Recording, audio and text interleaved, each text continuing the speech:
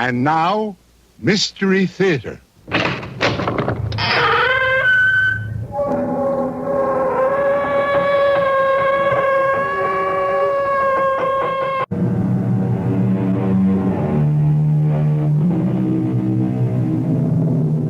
Come in. Welcome. I'm E.G. Marshall. True horror, more often than not, grows out of workday circumstances. Grows slowly, and at the start, almost imperceptibly. Without the commonplace quality of the soil in which its seeds are planted, the horror itself might be less shocking. This is a tale of two people who live rather pleasant, if ordinary lives, in the comfortable expectation of continuing indefinitely in this manner. As we shall learn, their expectations are not to be realized. Was it a tough day, Frank? Not too. It didn't bother you too much about your stepmother? No, not really. Except that people kept talking about it. I guess they all thought I should have gone to the funeral. Don't let them upset you. Oh, I didn't, Laura. It would have been sheer hypocrisy to have gone to her funeral feeling the way I always have about her. I guess nobody but Bill Riley can understand that. He stopped into the office, thought I might be feeling some strain. He's a good friend, isn't he? Oh, Bill, you know it. He said a funny thing. Said I'd be lucky if she didn't come back to haunt me. Oh, that Bill. Oh, I don't know. It sort of gave me the creeps.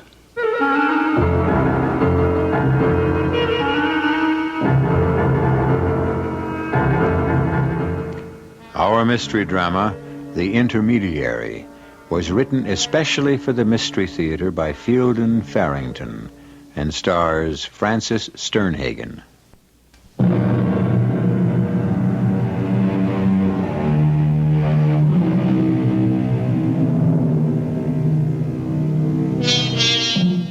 The soil in which the seed of horror is being planted at this moment is a comfortable apartment in New York's East Side, occupied by Frank and Laura Ellingwood.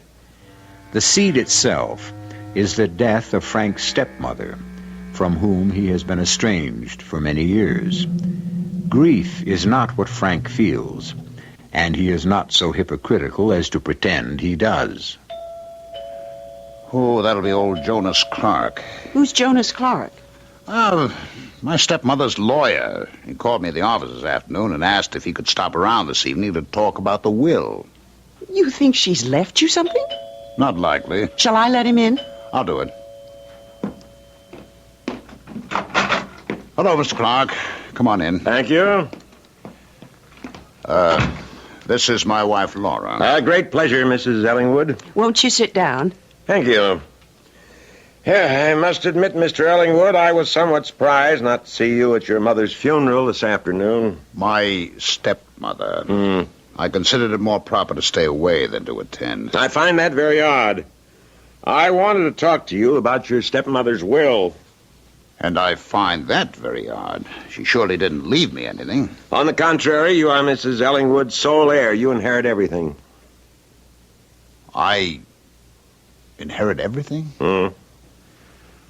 Well, with what strings attached, Mr. Clark? You're not going to tell me there are no strings. Now, maybe not, Frank. Shouldn't you wait until you hear at least? Mr. Ellingwood, your relationship with your late stepmother is none of my affair. I don't know what you're talking about. Well, then let me explain it to No, you. it isn't necessary. I'm not here to Now, judge. listen anyway. I'm sure your fee covers it.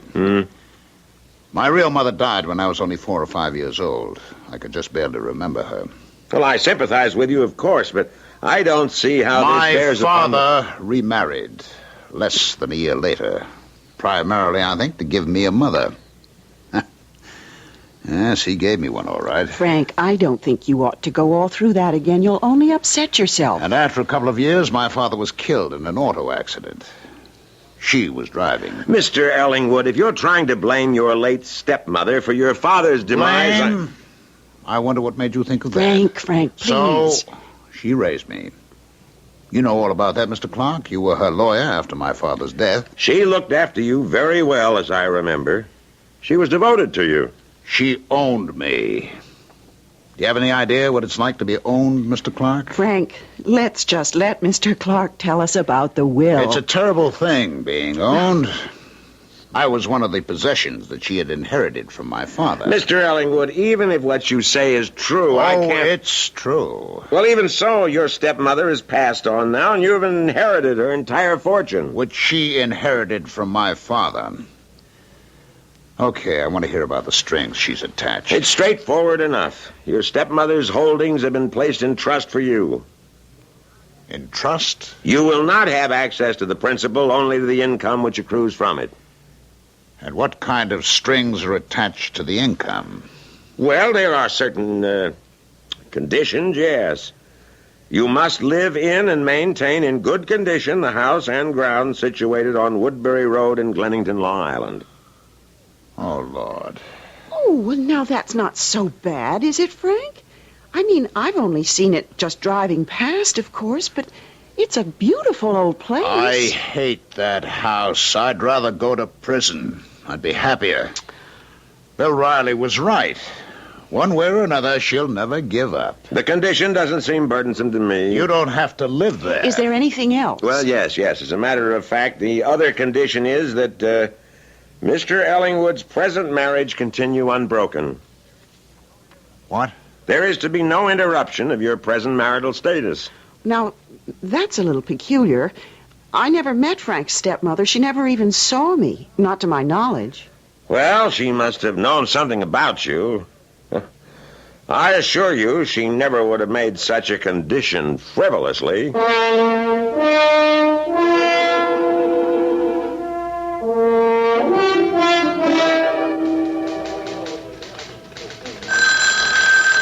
I've got it, Margie.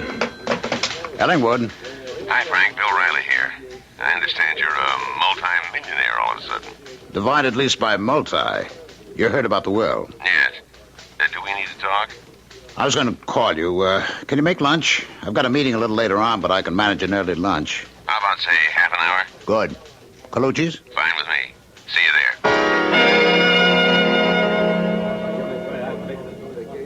Bill, what I can't accept is the condition that I must live in that miserable old house out in Glennington. I mean, she had no right. No, actually, she had. I don't say it's fair. I'm only saying that she had the legal right. Well, then the devil with it.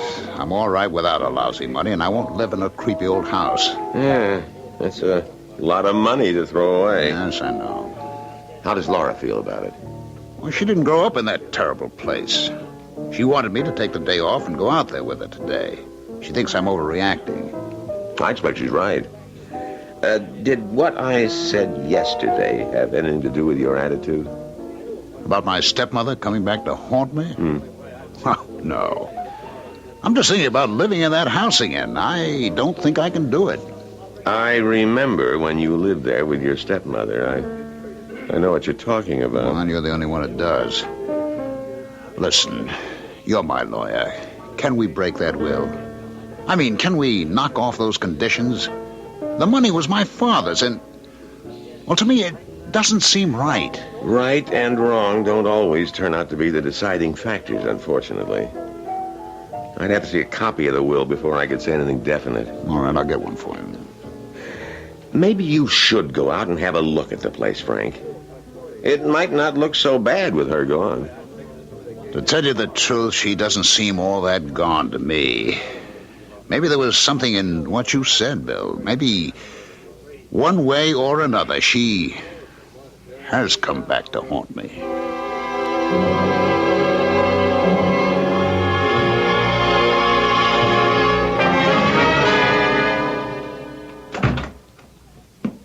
Frank, is that you? Yes. I'm out in the kitchen. Okay. I tried to call you a couple of times this afternoon, Laura, but you didn't answer. Oh, it was such a beautiful day. I just couldn't bear to spend it shut up in a stuffy little apartment. Hello. You look tired. A little depressed, I guess. The martinis are all mixed. In the refrigerator. You want to get them while I put the steak on? Martinis and steak? What's the occasion? Oh, I just feel like it, that's all. I had a good day, and I feel like celebrating. Okay? Fine. What made your day so good? What'd you do? I went out to the house, Frank. Out to Glennington? It's so beautiful, Frank. I had to see it. Oh, Frank, it's like a dream come true. Just take the silver. Did you know there's a fortune in silver alone out there? Full service for at least 50? I didn't count. All sterling, too. Why did you go out there, Laura? Well, I asked you to take me, and you wouldn't. I just felt... Well, I know it sounds crazy. I felt drawn or something. I have such a feeling about that house, Frank. So do I. You know, there's a nursery at the back of the hall on the second floor. Did you know? Oh, yes, of course you know about the nursery. Yes, I used to be sent up there without my supper. I was 10 years old before she'd let me move out of there into a real bedroom. We'll need a nursery someday, Frank. I mean, sooner or later we're going to... When we need a nursery, we'll get one. I wouldn't make a dog sleep in that room, never mind a child of my own. Now, that's silly. How can you be so unreasonable? There's a perfectly lovely old house just sitting out there, and you... Well, I'm not even going to talk about the money we'll be losing if you refuse to live there. Just the house. The house alone. I mean, really, Frank, it's sick to turn it down. Just plain sick. Well, then I'm sick. And it's an incurable sickness, Laura. You might as well face it. I cannot live in that awful house. Call it sick, call it unreasonable, call it anything you like, but recognize it as a fact. I cannot live in that house. Will you check the steak, Frank? I've lost my appetite. Oh, nonsense. There are 5 acres, 5 whole acres for kids to play in, trees to climb, and we could get a dog, and do you know there's even a kind of toy barn out there where we could keep a pony? And you'd better forget it, Laura. What am I supposed to tell the children when we have them? We're poor people because Daddy was afraid to live in the nice house his stepmother wanted to give him. We can't afford this and we can't afford that because your daddy was... We're not poor people. I'm a good engineer and I've got a good job. We're not going to be poor people. That's true. We're never going to be poor because we're going to move into that lovely house in Glennington, and we're going to have so much money from that trust fund that it won't matter whether you're an engineer or what you are. I'll be damned. Why will you be damned? You want to know something really weird? You sound exactly like my stepmother.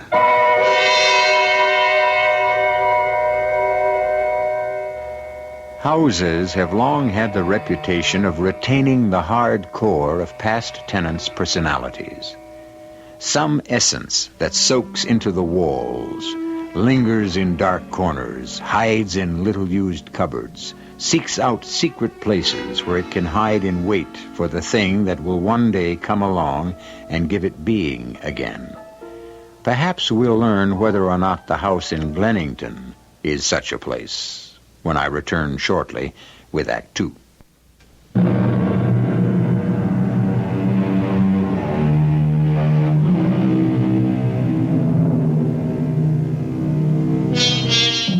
A man doesn't lightly say no to a large inheritance.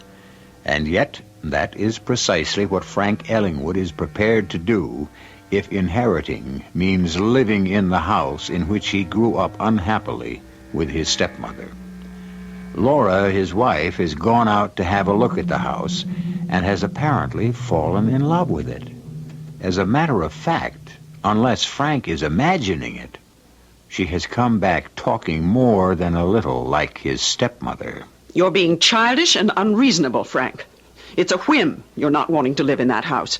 And I have no intention of letting you give up so much just because of a childish whim. No intention of letting me? I'm moving out there, Frank.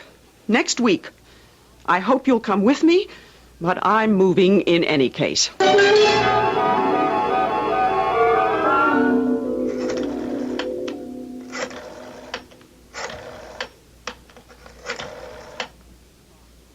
I'd like to speak to Mr. Clark, please.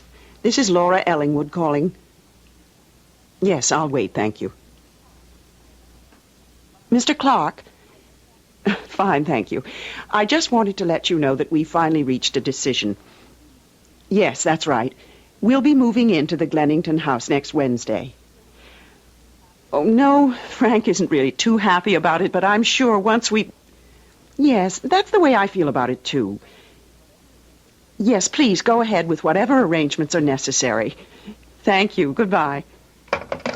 He hopes we'll be very happy in our new home. That's what he said, yes. Some hope.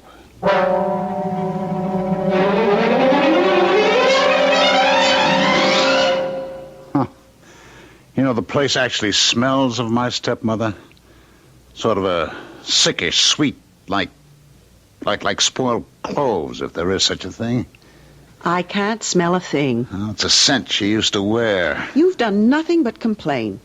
For the whole 24 hours since we moved in here. Well, I believe I mentioned even before we moved in that I wasn't exactly fond of this house. But everything in it? Oh, that lovely little settee, Empire, or whatever it is. What can you have against a beautiful little thing like that? That's where I used to sit when she had company. My feet dangled. Sit up straight. Keep your hands folded in your lap. Speak when spoken to. I wasn't allowed in the parlor at all, except when she had company. Well, you are now, so stop pouting. That's weird. That was a favorite expression of hers. Stop pouting. Oh, for heaven's sake, Frank. Oh, Frank, look what you've done. You've got ashes all over this beautiful carpet. It's only ashes. They won't burn. Leave them alone. I'll take care of them. Move into a perfectly neat, clean house, a beautiful house, and all you do is complain and spill things around. Honestly, I just can't understand you, Frank. You don't seem to have any respect for things. I wouldn't have believed it. There. That'll have to do for now, but it's left a mark. Frank, if you absolutely have to smoke that nasty old pipe, can't you at least step outside or into the back hall or somewhere like that when you empty it? Yes, Moti. She always liked me to call her that. Moti.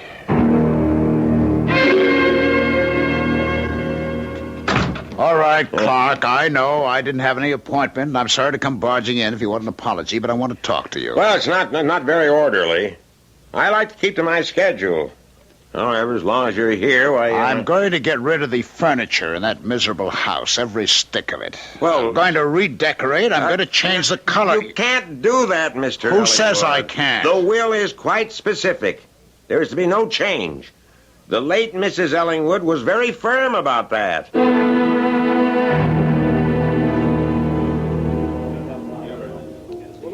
Why did you want me to come into the city for lunch, Frank? Is anything wrong? Yes. Well, to tell you the truth, I wanted to get you out of that house. I don't like what it's doing to you. I wanted to get you out of it so we could talk. We could have talked at home. You don't see it, do you? Actually, I'm surprised that you showed up even after you'd promised. Well, I almost didn't. It's strange.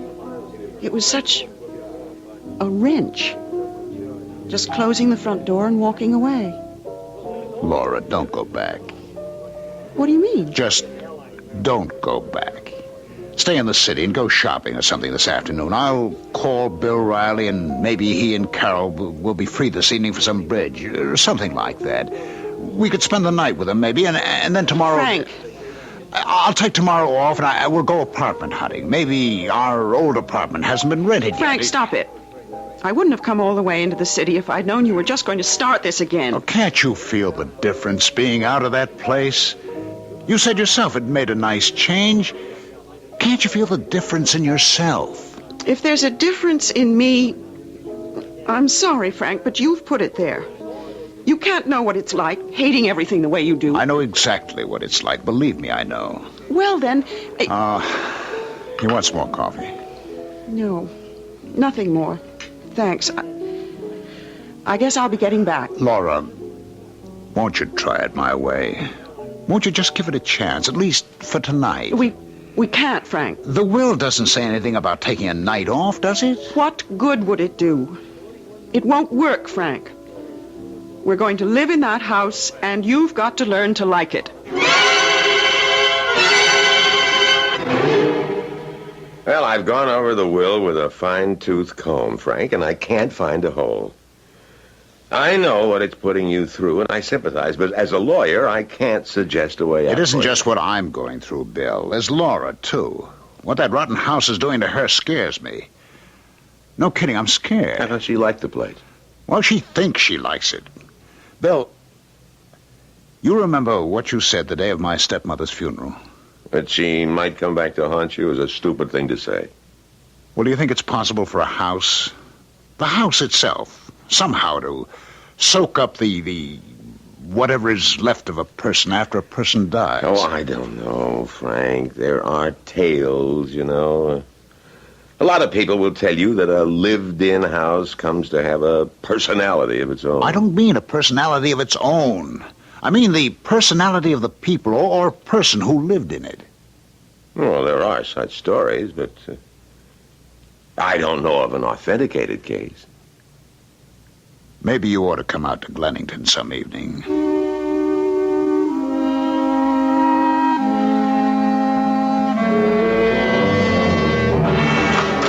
Laura, I'm home. A long trek, but I made it. Is it still raining out? Yes. Where are you? In the dining room. Did you clean your shoes? Oh, Lord. You want me to take them off and leave them out here in the hall? That's what she used to make me do. Oh, of course not. Just make sure you don't track mud all over the house. Oh, what a train trip that is. What are you doing? I'm polishing the silver. Can't you see? Was somebody coming? I mean, we're having a party? No. Well, then, why do you have to polish all the silver? Well, because it's silver, Frank. I shouldn't think that would be too hard to figure out. Silver discolors if you don't keep it polished. But if you're not going to use it anyway... Okay. What's for dinner? I haven't had time to give it any thought. You're kidding. Oh, no. Taking care of a house this size is not quite the same thing as taking care of a 3-room apartment. So let's move back into a 3-room apartment. Oh, don't be silly. If you're so hungry, go fix yourself a hamburger or something. Well, how long is it going to take you to finish the silver? I don't know. 10 minutes, 15, how can I tell? Okay, you finish the silver and we'll go out to dinner. No, I don't want to go out, Frank. Oh, good heavens, go pour yourself a drink or something. I'll fix dinner as soon as I've finished here. You were never one of those dinner the minute you hit the front door men before? Well, not when we live 10 minutes from my office, no. You realize how much time I spend every day on that train? I'm sorry if you don't enjoy commuting, but thousands of men do it every day and have for years, and I'm sure they don't make all this kind of fuss when they get home, or the divorce rate would be 10 times what it is. Well, that's a new word. I don't remember that word cropping up in any of our conversations before. What word? Divorce? Oh, Frank, try not to be stupid. And anyway, it's against the terms of the will.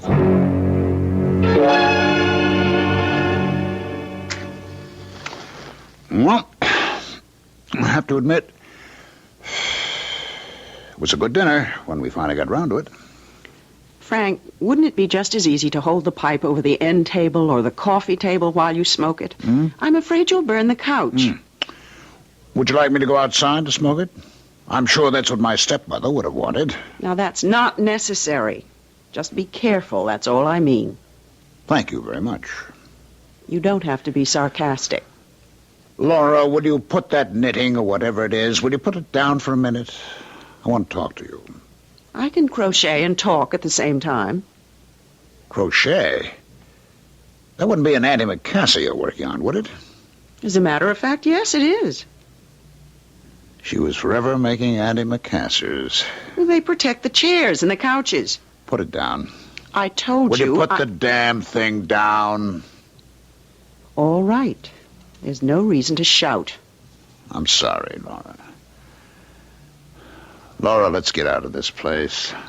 Now, Frank, if you just want to start that again... No. I just mean go out for a while. Take a drive or a walk. Go somewhere to dance if you want to. Just get out, get some fresh air. It amounts to the same thing. You've got an obsession about this house. I'm doing the best I can. I just want to get away from that clove smell or whatever it is. I can't breathe in here. I want to get out for a little while. You want. Lately, it's whatever you want. You never think about me. You never think about our children. Laura, we don't have any children. The children we will have. You don't think about them or me or the future or anything but yourself lately. You think if you keep nagging at me long enough, I'll give in. Nag? I nag at you? If you're trying to say that I'm the one... Now, come on, Laura. We're going out. You may, if you choose. I'm staying right here. Oh, no, you're not.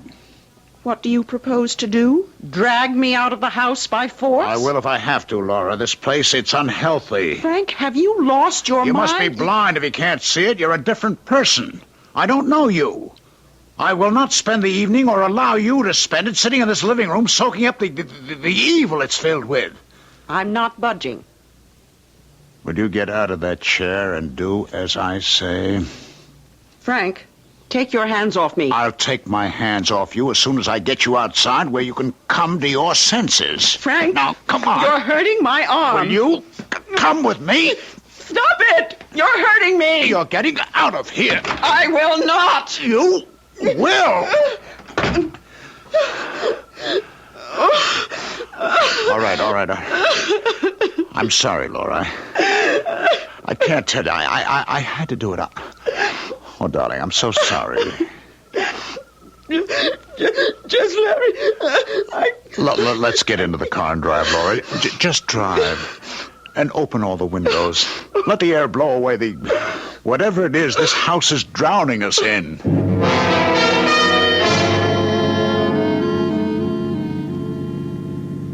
You feeling better, Laura?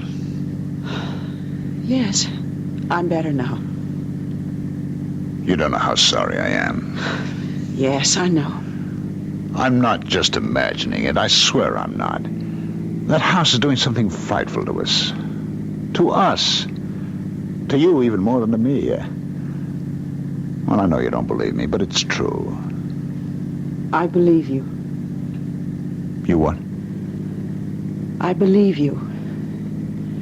It was different somehow after I came back from lunch in the city with you. It was angry. You mean the house was angry? No, I don't know exactly what I mean by it. Something, as if something were part of me and yet not me at all. It was very angry when I got back this afternoon. Oh, my God. I kept getting smaller and smaller, the me part of me. I could feel myself losing me while it grew and grew. I could feel the anger even while a little pocket of me inside me knew I wasn't angry at all, but afraid. Do you think I'm losing my mind, Frank? Oh, no. Don't ever think like that. I know what it is. Then I wish you'd tell me. Just so I won't keep thinking maybe I'm going mad. It's my stepmother. Your stepmother? It isn't the house. I was wrong about that. She uses the house, that's all. I don't understand. She's in there, Laura, in her house. Her house. They left a lot of my stepmother unburied. You're it. The thing that wants you as its living agent is what they left behind, unburied. Frank. When you're in that house, Laura, whenever you're in that house, you are my stepmother. Possession. The possession of a living being's essence by an entity which is inhuman or perhaps no longer human. Such possession is a thing people either believe in or not. But fact is not created by belief. Belief is much more likely to grow out of fact, so that belief is to fact much as smoke is to fire. Where there is the one, do not be surprised to find the other. I shall return shortly with Act 3.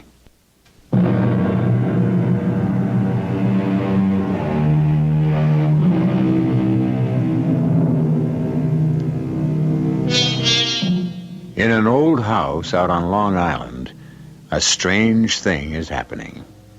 Frank Ellingwood's stepmother is dead. She was properly buried some time ago. But, as Frank himself has put it, something of her appears to have been left unburied, and that something has chosen to make its presence felt in an extremely unpleasant way.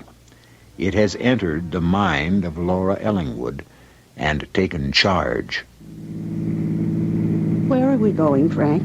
Into the city. Why? Where else is there to go? You said they don't want to go back to Glennington, spend another night in that nightmarish house? No, I suppose not. But I don't think she could do it to me again. What? Your stepmother. If that's what's really happening to me, I don't think she could get control of me again. Forget it, Laura. If she tried it again, I could keep her out. I'm sure I could. I don't ever again want to see you looking the way you looked tonight before I got you out of there. I don't ever want to hear you talk like that again. You don't know what she did to your voice. I won't ever let you go back to that place. I'll do whatever I have to stop you. All right. I will take a room and, I don't know, whatever hotel has a room available. We'll get a good night's sleep. We have one coming. And tomorrow, we'll find a place to live. It's settled. That's what we'll do. All right, Frank.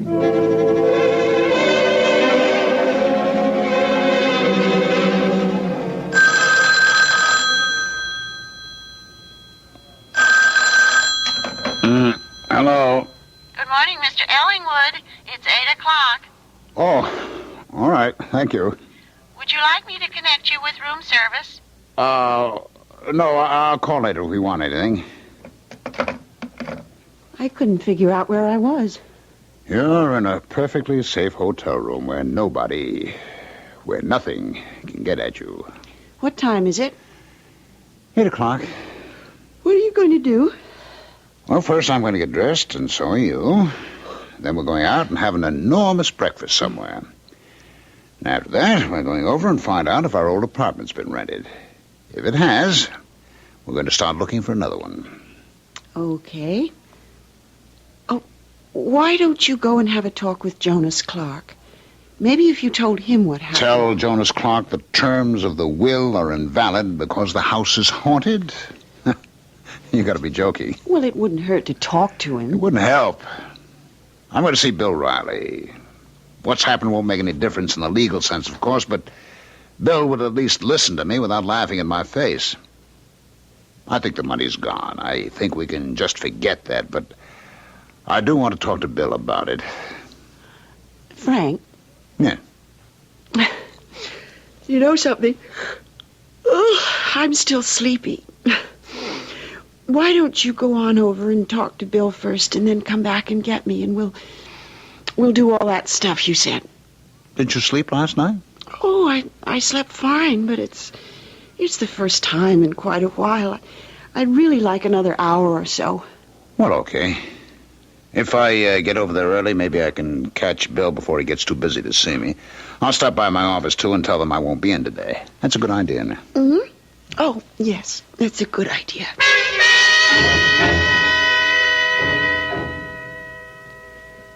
This is Mrs. Ellingwood in 1208. I wonder if you'd take a message for my husband. I don't know exactly how long he'll be out, but when he comes back or if he calls in, I'd like you to tell him that I've gone back to the island. Tell him I'll see him at home later in the day, whenever he can make it. Please see that he gets the message. It's important. Oh, and tell him I'm taking the car. He can come out by train.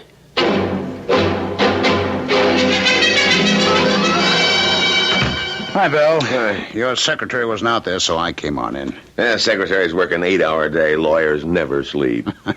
What's with you? You got problems? Oh, have I? It's up your alley, too. Legal alley or spook alley?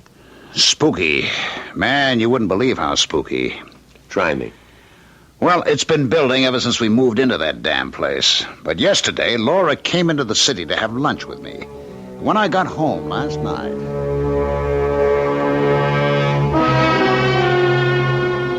Laura's obviously being used as an intermediary to get at you. Your stepmother has no interest in Laura. How could she? She's using Laura to get at you, and I'd assume to maintain her hold on the house. My guess is that she needs that house. She can't function without it. You believe it, don't you? Frank, can I go out there tonight? I'm not going back to that place, and neither is Laura. No. I mean just me as a kind of investigator. I'd like to see if I can stir up some sort of manifestation. Would you let me have your key? Well, sure. Oh, only I think I left it over at the hotel. Look, I have to stop by my office, and then I'm going back to pick up Laura. Let me phone you, I'll get the key to you sometime today. Good. I'm beginning to think we're onto something authentic. I don't know what good it will do you, of course. All I want, really, is to keep Laura out of that awful house.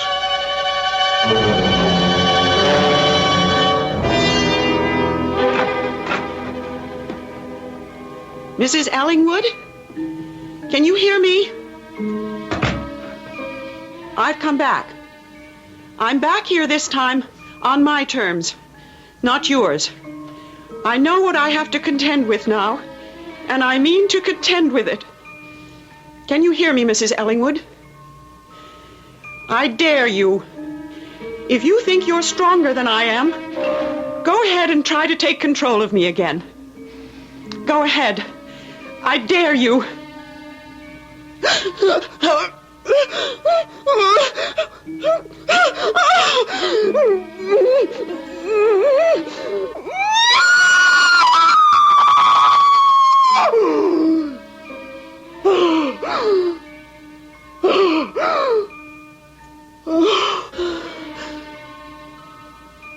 You little fool. You silly, stupid little idiot. You try something like that again and you'll be good and sorry, I promise you. Sorrier than you've ever been in all your life.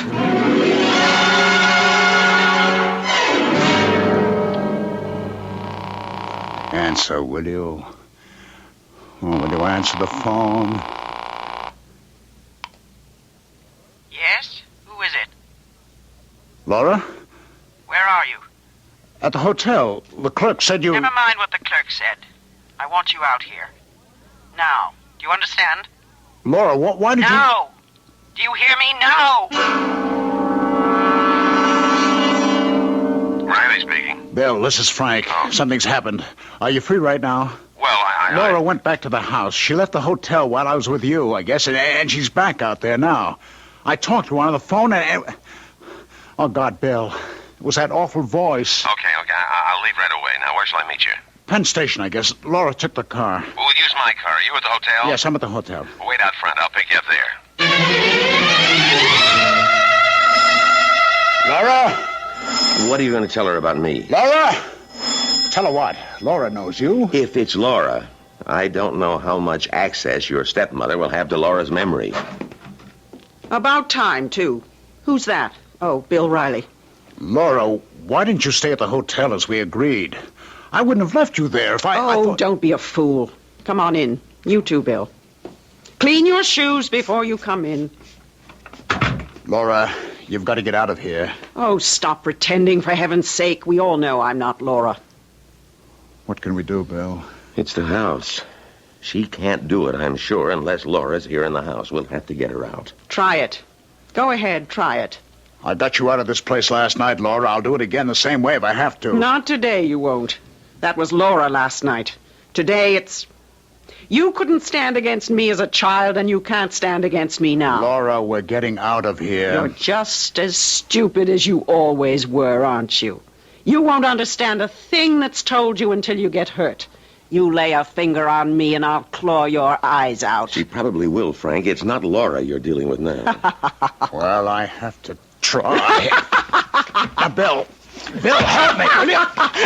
It's no good, Frank. She's too strong. Come on. Oh, you Laura. Silly little boys. Both of you. Come on. Silly little boys. You may go now, Bill Riley.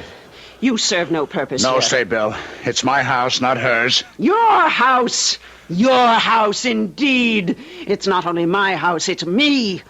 At that funeral, they buried a body. A body, nothing to do with me. This house is my body now, and it will stand for 100 years, hundreds of years, with you in it, and then your children, and then their children, all doing my bidding.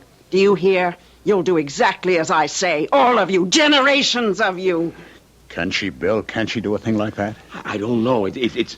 I'm out of my depth. You'll fill this house with children.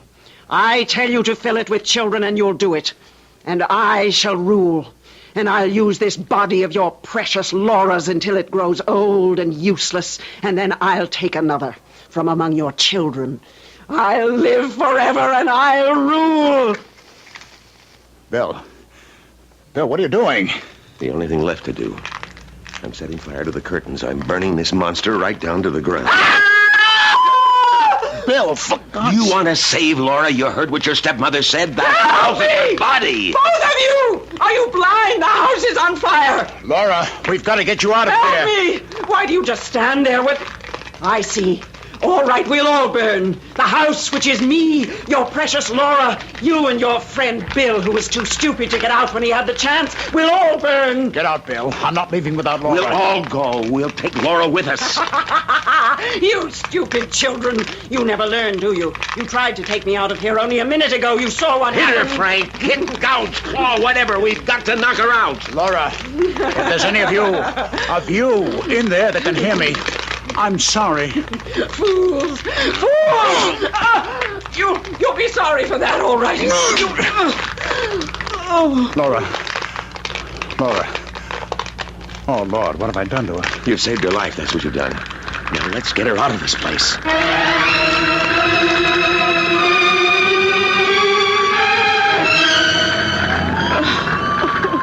I'm sorry, Laura. I had to do it. You don't know what it was like. What you were like. Only it wasn't you. Oh, that beautiful house. That beautiful old house.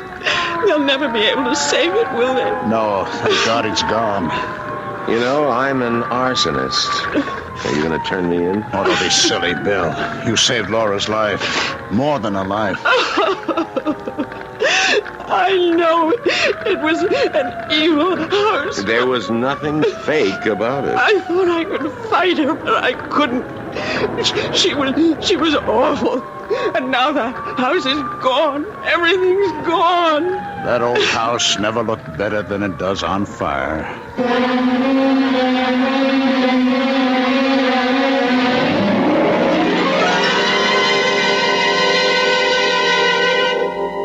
Frank Ellingwood's stepmother, the unburied aspect of her, was either unspeakably evil or intolerably tortured.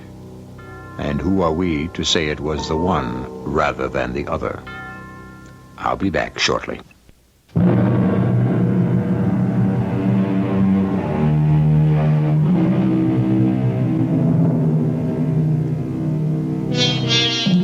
The litigation involving the Ellingwood estate is still going on, and may go on forever. Frank and Laura live now in a slightly larger apartment in their old building.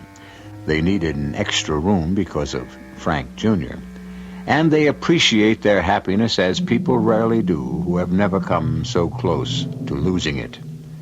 Our cast included Francis Sternhagen, Ralph Bell, and Leon Janney. The entire production was under the direction of Hyman Brown. This is E.G. Marshall inviting you to return to our Mystery Theater for another adventure in the macabre. Until next time, pleasant dreams.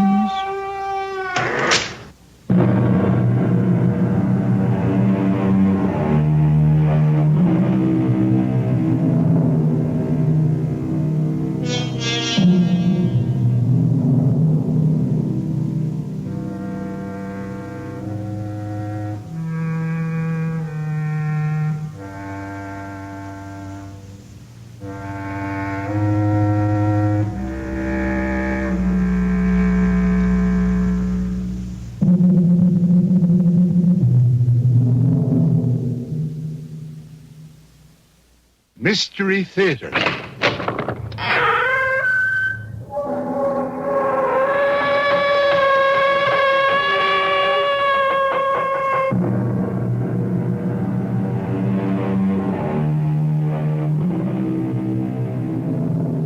Come in. Welcome. I'm E.G. Marshall. We have another story designed to hit you right between the ears. Murder, of course, is a common, everyday subject of the mystery story. But we promise you that this one murder has an entirely new kind of definition.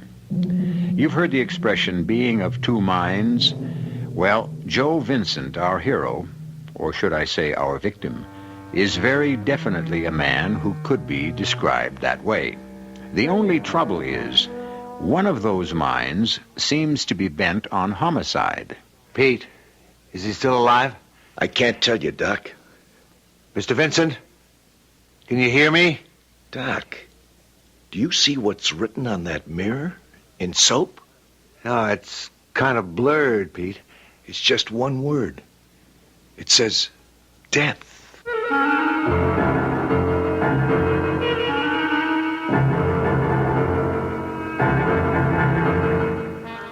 Our mystery drama, My Own Murderer, was written especially for the Mystery Theater by Henry Slessor and stars Mandel Kramer.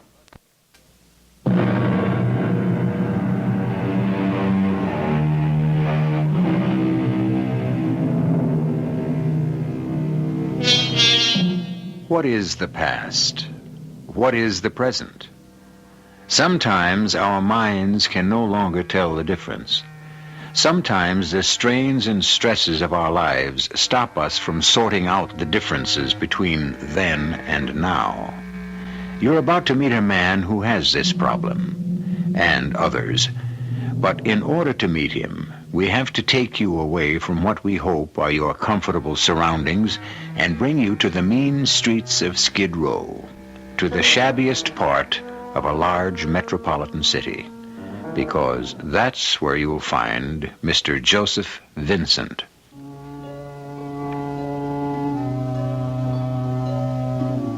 I woke up. There was nothing unusual about waking up. I've been doing it all my life.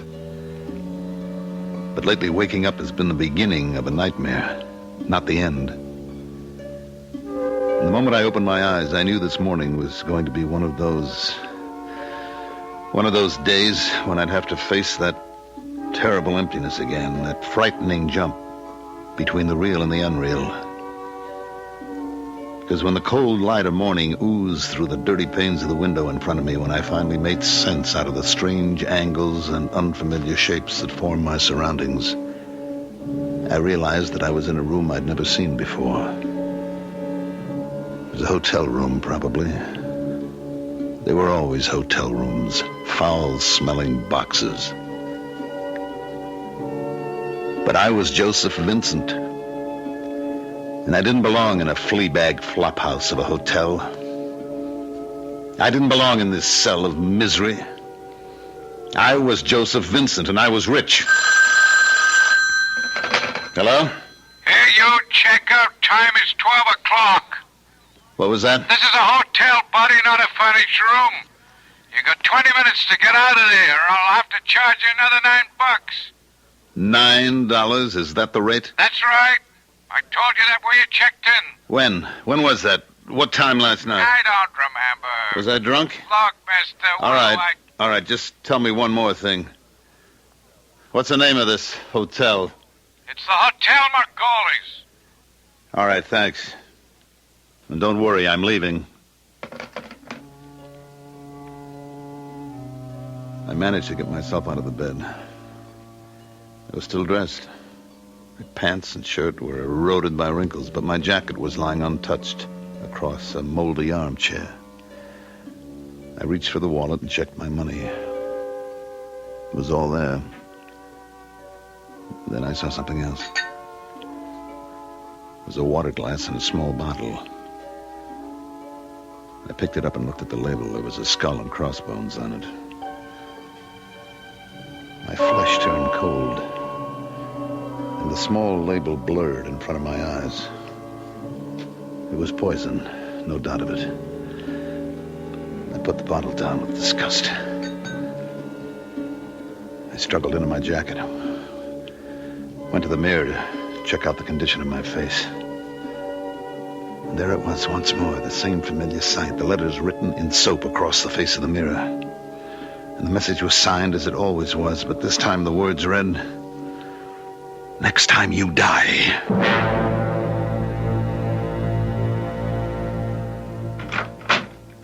Come in, Mr. Vincent. Thank you, Doctor. Please sit down. Thank you. Why don't we begin with the obvious? Tell me how you got my name. Well, you may not be flattered, Doctor, but I found it in a directory, a medical directory in the library. Well, at least you know something about my credentials. So, why not tell me about yourself? Well, you know my name, Joseph Vincent. I'm in Wall Street. Or I was. I've been sort of retired for a while. Mm-hmm. How old are you, Mr. Vincent? 56. It's young for retirement. Was it voluntary? Reasons of health? Yes, it was voluntary. I made quite a bit of money in the market. I didn't see any real reason to keep to a 9-to-5 schedule, especially after my wife died. When was that? It was about a year ago. It was an automobile accident. I was in the same crash, but I came out with just a concussion. Eleanor was killed outright. Was she driving? No, I was. Anyway, that was when I decided to quit. The work didn't seem so interesting to me anymore, and then there was this other thing. What other thing? This thing that started to happen to me. What was that exactly? Dr. Abrams, someone is trying to kill me. Are you really certain of that, Mr. Vincent? Yes, there have been 3 attempts. The last one took place 2 days ago. That's when I decided it was time for me to see somebody. A psychiatrist and not the police? Yes. May I ask why? Well, the person who is trying to kill me is myself. Mr. Vincent, are you telling me that you have suicidal impulses? No.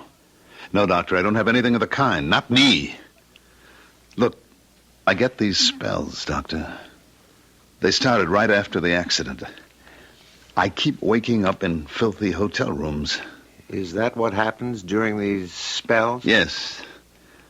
I suppose maybe you could call it amnesia, blackouts. I've had half a dozen since the accident, each one a little longer than the one before. They come on suddenly without any warning. And then I just find myself in one of these cheap rooms downtown around 10th Avenue or something. Or sometimes I wake up at home in my own bed. Do you live alone? No, I have a housekeeper, Mrs. McLeavy. She's been with me, for more than 20 years. She's been worried sick about these disappearances of mine. Tell me about the last time. Well, I woke up in a place called the Hotel Margolies. I must have been drinking. I had a hangover. I could still taste the wine I'd drunk, a cheap muscatel. There wasn't any wine bottle in the room, but there was something else. A bottle of poison. Poison? Yes. And there was one more thing. What was that? A note. Written on the mirror in soap. What did it say? It said, "Next time you die." And it was signed Joe Vincelli. Joe Vincelli? Who's that? It wasn't the first time Vincelli had threatened me. Twice before he left notes for me on the mirror. This time he tried to poison me. Next time is it. Mr. Vincent, who is Joe Vincelli? I told you. It's me. Yes. Look, I know my name is Joseph Vincent, but it wasn't always.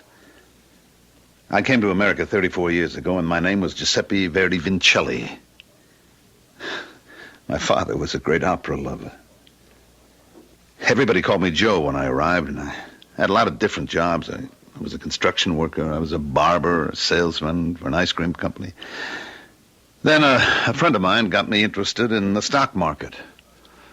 I went to school at night for about 4 years, and then I got a job down on the street.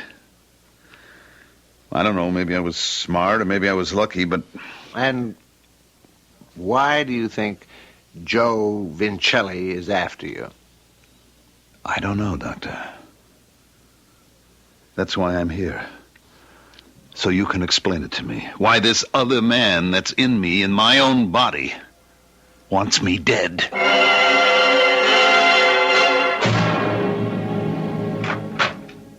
Dr. Abrams? Yes, Penny? I just wanted to remind you that Mr. Vincent will be here at 4 o'clock. Oh, yes, I remember all too well. You don't sound very happy about it.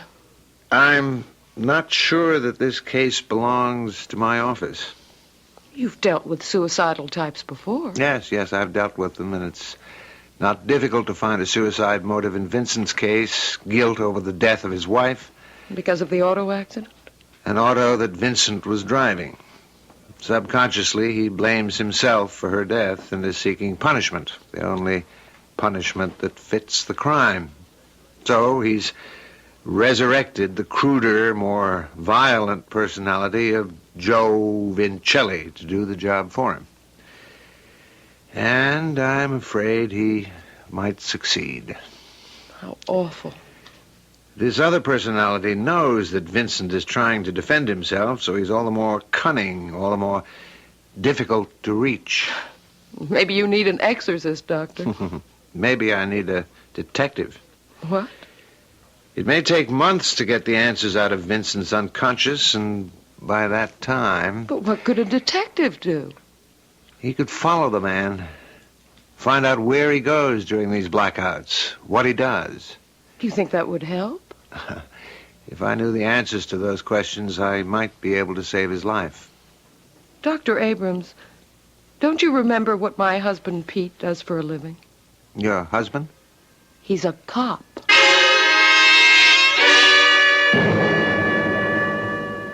I don't understand what you intend to do, Dr. Abrams. Well, I know it's unorthodox, Mr. Vincent, but I think the problem is critical enough to warrant some unusual tactics. That's why I wanted you to meet Mr. O'Connor. Just call me Pete, Mr. Vincent. Pete is my nurse's husband. At the moment, he's on leave from the police force. I've got a minor disability. A junkie stabbed me in the side last month, but don't worry. I can get around just fine. Well, what do you intend to do? Arrest Joe Vincelli? You're not too far wrong. What we need to do, Mr. Vincent, is find out exactly where your friend Joe Vincelli takes you when you have these spells of amnesia. Now, I could continue to probe your unconscious for that answer, and I will, but at the same time, I'd like to try a direct approach to the problem. Yeah. I see that it does make sense. I've often thought I needed to be watched. If we can catch you in the personality of Joe Vincelli, Mr. Vincent, maybe we can make Joe listen to reason and leave you alone. But the least we can do is stop him from killing you.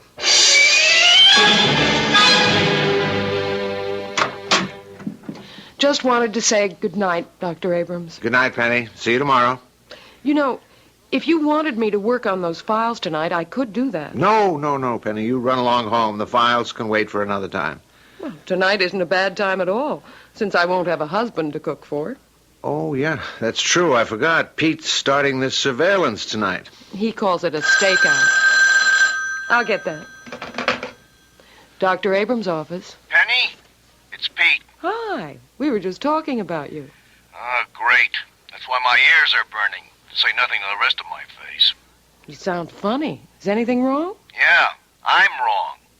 This layoff of mine must have turned me stale. Pete, what's happened? I loused up the job. What's the matter? Doctor, I think you better talk to my husband. Hello, Pete. What's the trouble? He outfoxed me, Dr. Abrams. The first night, I let Vincent get away. He took this razor and got away from me. Razor? What are you talking about? I spoke to his housekeeper, Mrs. McLeavy. She caught him packing up this straight razor and leaving the house. And if we find Vincent with his throat cut, it'll be my fault.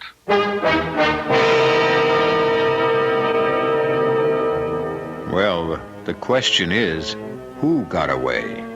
Was it Joseph Vincent, the wealthy, cultured, retired stockbroker? Or was it tough Joe Vincelli, a man capable of violence, perhaps capable of murder? And would both personalities finally come into conflict and end both their lives? We'll learn a great deal more when I return shortly with Act Two.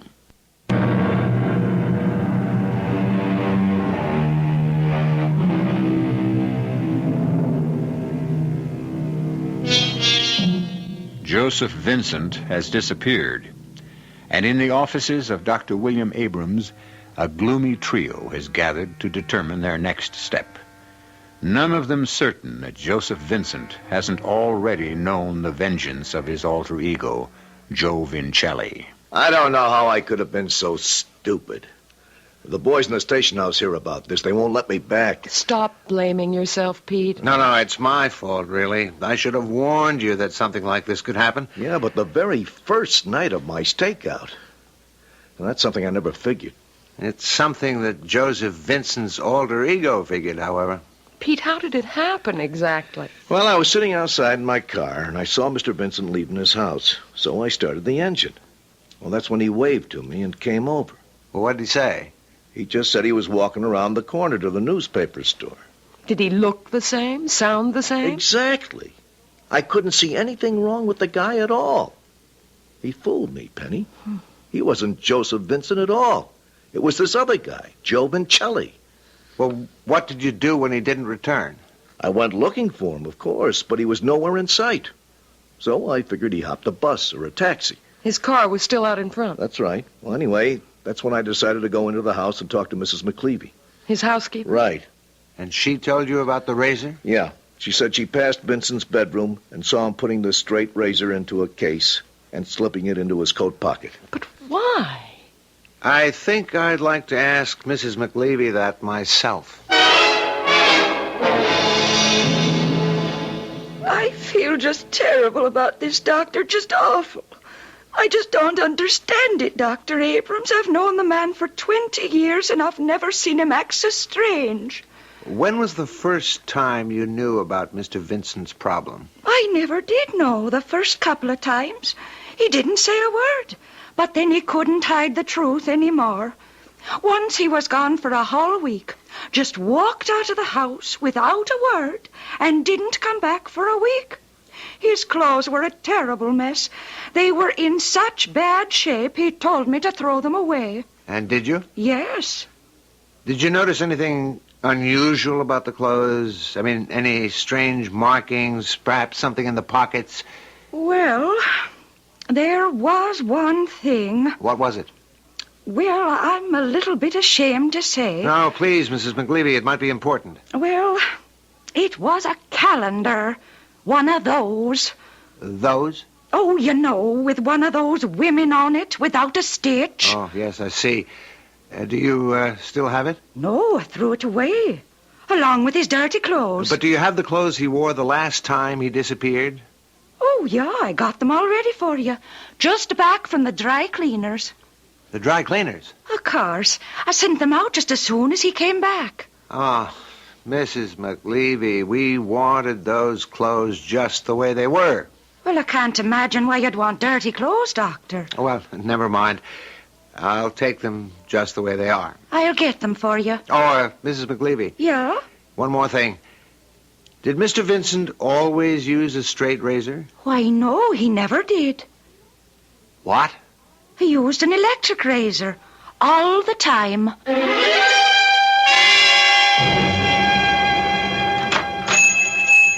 Hey, Joe! For the love of Pete, if it ain't Joe Vincelli. Hello, Mike. How are you? Where you been for the last couple of weeks? I give up on you already. Well, I've been around. Around, huh? Tell me the truth. You were hitting the bottle again, huh? Oh, I don't know, Mike. Maybe a little. You're sure a funny guy, Joe. 5 times you come to work for me, and 5 times you walk out without a goodbye. If I didn't like you so much, I'd throw you out on your ear, eh? Well, you're a good barber, Joe. You give people their money's worth. Thanks, Mike. I appreciate that. A man like you, a real artist with the shears and the razor. Joe, listen to me. Why don't you try and cut it out? The vino, I mean. Yeah, I guess I should, Mike. That stuff don't do no good. You ought to be working steady, saving money. You know, for your old age. Sure, I know, Mike. What's the matter, Joe? You don't look so good. Oh, well, it's my head. It hurts. You see, that's what the vino gets you. No, I haven't had a drink. It's just that my head hurts sometimes. Mike, you will take me back, won't you? Can I work for you again? But for how long, Joe? 2 days, a week? With you, I'm never sure. But I need the work, Mike. I don't know what I'd do with myself if I didn't work. Okay, Joe, okay. I could never say no to a good barber. You got the job. Thanks, Mike. And listen, you bring your old razor, Joe, eh?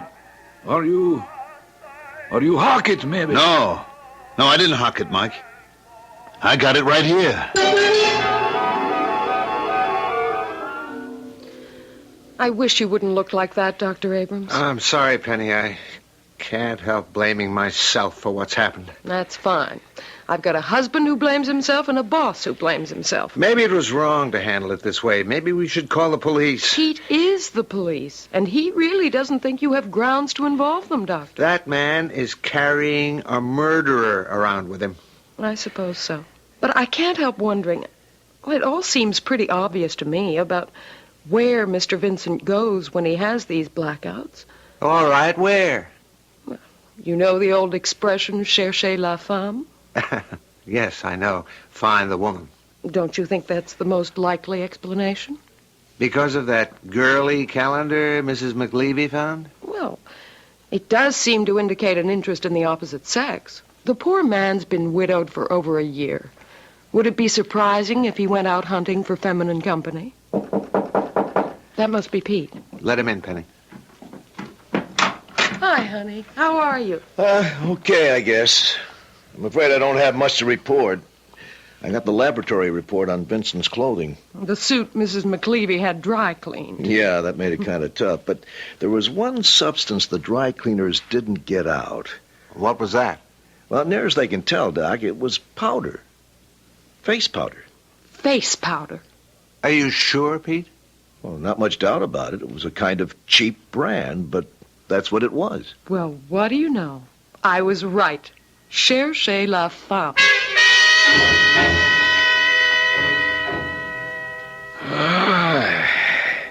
Nobody gives a shaver like you, Joe. You really got the touch. Oh, thanks, Mike. It's worth it to be having you work here. Just so you can give me a shave. Hey, Joe, you son of a gun, so you're back. Oh, hi, Phil. How are you, Joe? Where you been lately? I missed you, old buddy. Oh, I've been away. Last time I saw you were hitting that vino pretty hard, huh? Oh, you're a bad boy, Joe. You know that gin and vino don't mix. That's right.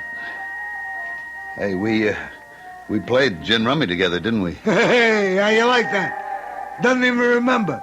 Took $50 off me and he can't remember a thing. Hey, good for you, Joe. Teach these young punks a lesson. Well, how about when your grace shaves, Joe? Oh, no, I'm sorry. I'm not working anymore today. You mean you're quitting so soon? Yeah, Joe has got a headache. Oh, that's too bad, Joe. Hey, listen, if you feel like relaxing, how about coming over to my place? My girl Anita is there. She'll fix us a little pasta or something, and maybe we could play a friendly game of gin. Well, I don't know. Hey, Joe, no. Maybe you better go home and lie down for a while. Home? Well, yeah, you got some place to stay, don't you? Hey, come on, Joe. Give me a break. Let me try to win back some of that bread. All right, Phil. I'll give you a chance. Just let me get my coat. Hey, great. I'll wait for you outside. Hey, listen, Joe. You really think it's a good idea? Well, sure. Why not? Oh, you don't know that guy. What are you doing playing cards with a guy you don't even know? I've got to do something, Mike. I can't just eat and sleep. A guy's got to do something. Well, I just hope you know what you're doing.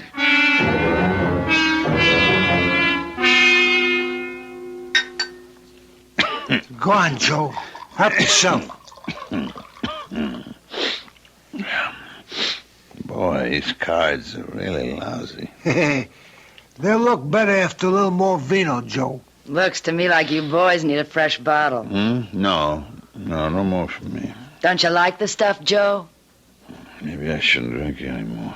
My head feels like a tom-tom. Hey, maybe it's the red stuff. Hey, Anita, how about breaking out that Chablis? How's that sound, Joe? Yeah, okay. Oh, I'll give you the 8 of hearts. Oh, that's nice of you, Joe. I'll take that there little 8 of hearts and give you the 2 of diamonds. Here you go, boys. Nice fresh 2 bottle. diamonds.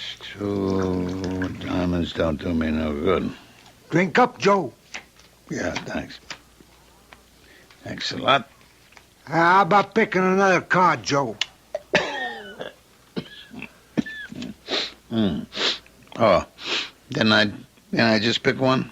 You're getting a little stupid now, Joe. Drink your vino, Joe. That'll make everything look better. Yeah, go ahead, Joe. Have a drink. Yeah. Oh, yeah, that's right. It's good. It's very good, Phil. This is very nice. Oh. Be careful! Joe. Hey, Joe. Yeah, he's out like a light. Dead to the world. Hey, come on. Give me a hand with him. What are you going to do, Phil? You know what I'm going to do, baby. I'm going to make sure that Mr. Vincelli is really dead to the world.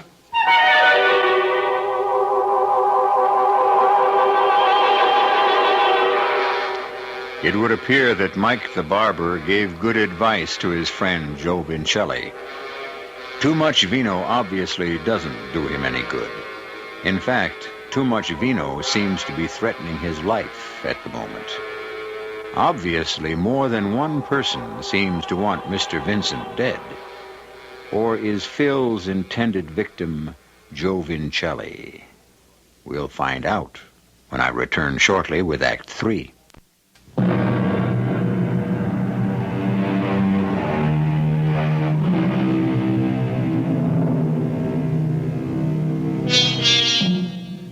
Joseph Vincent has disappeared, and a man who used to call himself Joe Vincelli has taken over his body, returning to the trade he knew as a young man.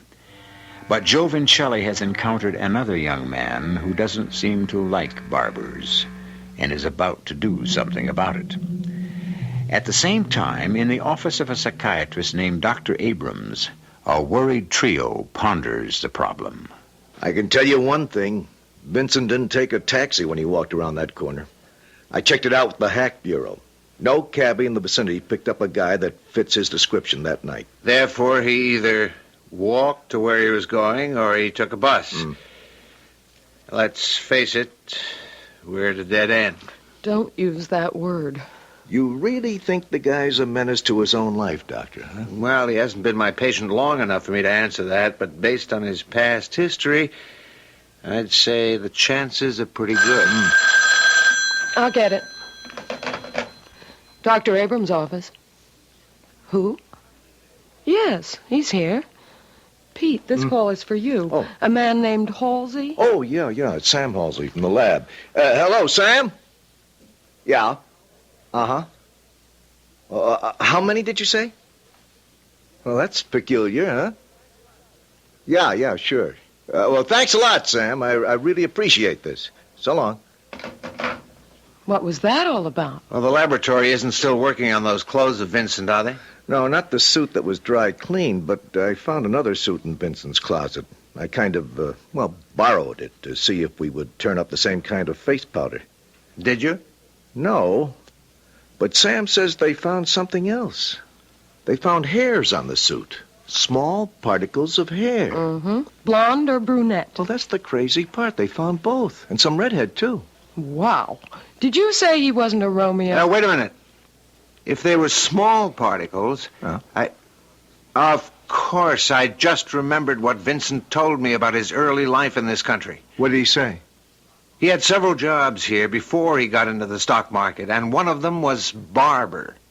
Barber? Hey, that would explain it all right. The small bits of hair. And that calendar he brought home that time. Where's a better place to pick up a girly calendar than a barber shop? And that face powder on his clothes. Well, that's it. He goes to a barber shop. I'd say he probably works there. And that would explain why he packed that straight razor of his.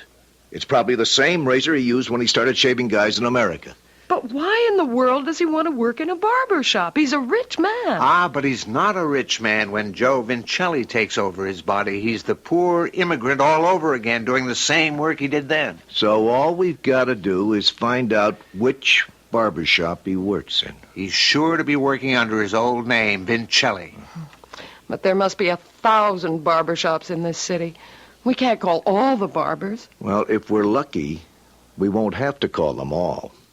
We'll find the one where Mr. Vincelli is working.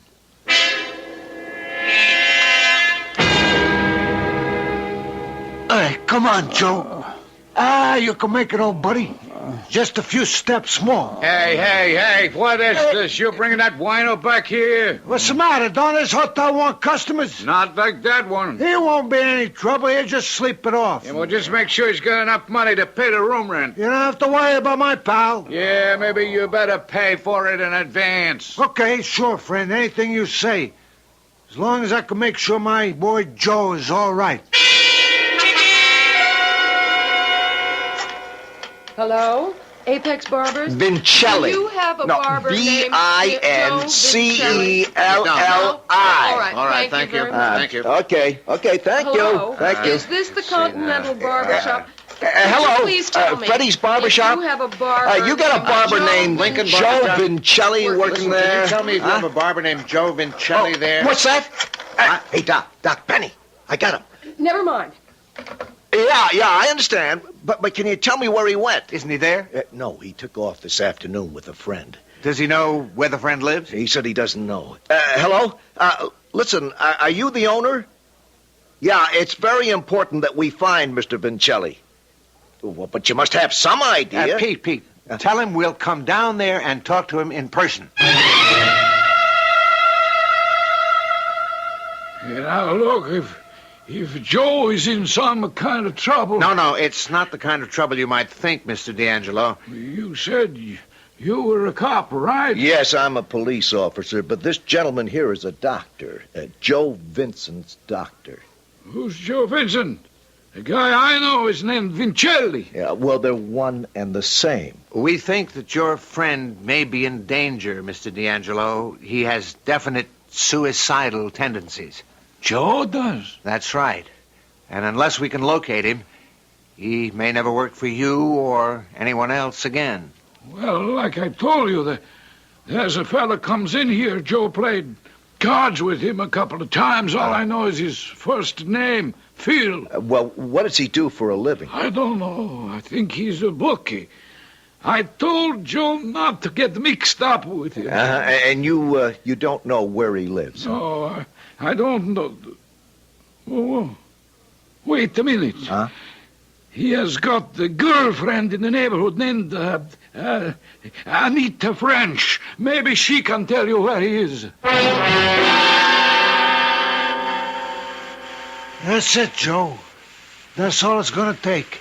Just turn on the heater and let some nice gas into the room. Sure, Joe. Hey, you just lie back and take it easy.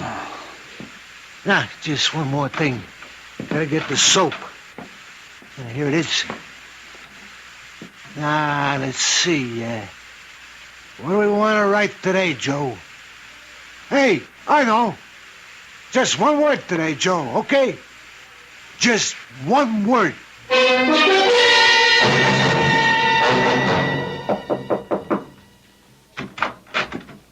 Yeah? What do you want? Miss French? That's right. Police, Miss French. Police, what did I do? Oh, nothing, miss. We just want to ask you a few questions. Well, maybe we come in? Yeah, I guess so. Well, looks like there's been a card game here, huh? Is that why you're here, on a gambling bust? Well, forget it. It was just a friendly game. No, that's not why we're here. We came to ask you about a friend of yours named Phil. And his friend, Joe Vincelli. Was Mr. Vincelli here today, miss? Yeah, he was. So what? Where's Mr. Vincelli now? How should I know? The game broke up and they left. Miss French, this may be hard to explain, but this man you know as Joe Vincelli isn't Joe Vincelli. He has another personality, another identity. I don't know what you're talking about. Well, it's not important that you understand. What is important is that Joe Vincelli is in danger of taking his own life. What? We've got to find this guy before he hurts himself. Now, can you understand that much? Hey, Pete, wait a minute. Look at this. Well, what is it, Doc? A matchbook. The Hotel Margolies. Hey, that's right across the street. That's where Vincent went the last time. Maybe he's going back again.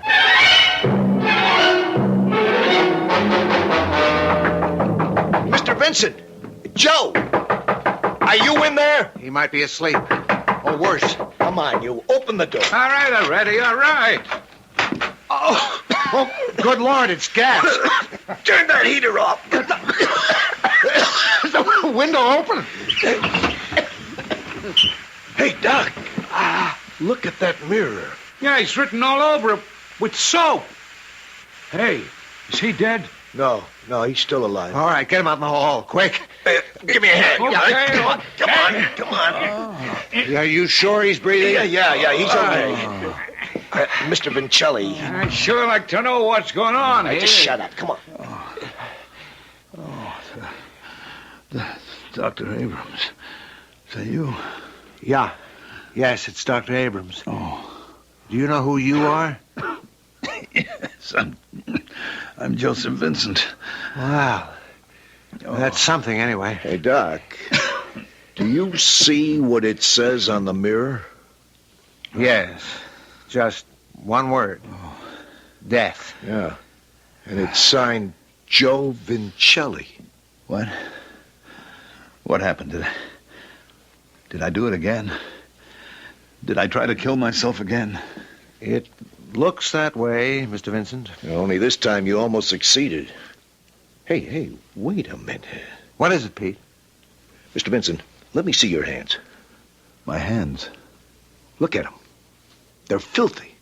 Well, so what? Well, it means he hasn't washed them. No. I guess I didn't.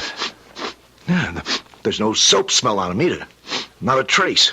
What are you getting at, Pete? The note on the mirror was written with a cake of soap, but there's no trace of soap on Mr. Vincent's hands. He didn't write on that mirror, Doc. We were wrong about Joe Vincelli.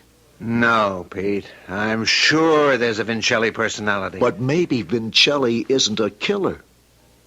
Maybe the killer's got an identity all his own.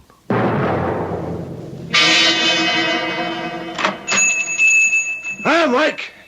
Oh, hello, Phil. Nita said you called something about my buddy Joe. Yeah, that's right. I'm afraid Joe won't be around to shave you no more, Phil. No kidding. Disappeared again? Yeah. Hey. Yeah. But look, I don't want to lose a good customer. You sit down. I show you I can give you as good a shave. Okay, Mike. I'm willing to take a chance. Poor Joe. He really liked this vino too much. Yeah, I'm afraid so. Here, let me put this towel around you. Hey, is he gonna be okay? You know? I'm afraid it's a kind of serious fear. Hey, this lather too hot for you? No, it's fine. Well, go on, Mike. Tell me the worst. I'll tell you the worst, Phil. Hey! Joe, what are you doing here? Hand me that razor, Mike. I'll take over. Yeah, sure, Joe. And I'll be in the back if you need me. Hey, wait a minute. What's the matter, Phil? Huh? You always said I gave the best shave in town. Listen, Joe, maybe you better not. A man in your condition... Don't move. Razor is a very delicate instrument, you know that? Joe, take it easy, huh? One wrong move here, you could kill a man in 2 seconds. Joe, I... Feel how sharp that blade is against your throat? Oh, I keep my razor sharp, Phil. Get that thing away from me! Wouldn't move if I were you. What is this? You know what it is, Phil. I'm not Joe Vincelli anymore. I'm Joseph Vincent now. And Joseph Vincent doesn't remember how to handle a razor anymore. Hey, you're crazy. Not as crazy as you thought I was. I thought it was Joe Vincelli who wanted me dead. But it was you.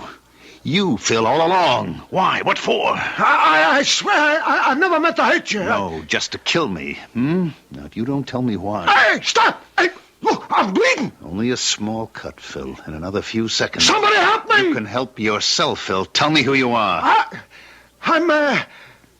I'm Phil McLeavy. McLeavy? I'm your housekeeper's son. Mrs. McLeavy's son?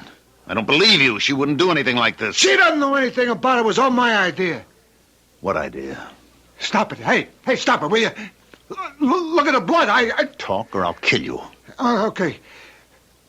When she told me about those spells you had, I figured it out. She showed me a calendar you brought home once. It had the address of Mike's barbershop, so I came here. Why did you follow me? I thought if you're trying to kill yourself, nobody would ever think it was murder. Why? What was in it for you? Well, I knew you were going to leave my mother a lot of money. You didn't have anybody else. And when she got it, I'd get mine too. You would kill her next. Oh, no, I swear it. You know something, Phil? Some people should get their throats cut. No, don't, no! Mr. Vincent! Hold it right there. Help me. Help me. He just tried to kill me. Stop blubbering, pal. You're okay. You just had a very close shave.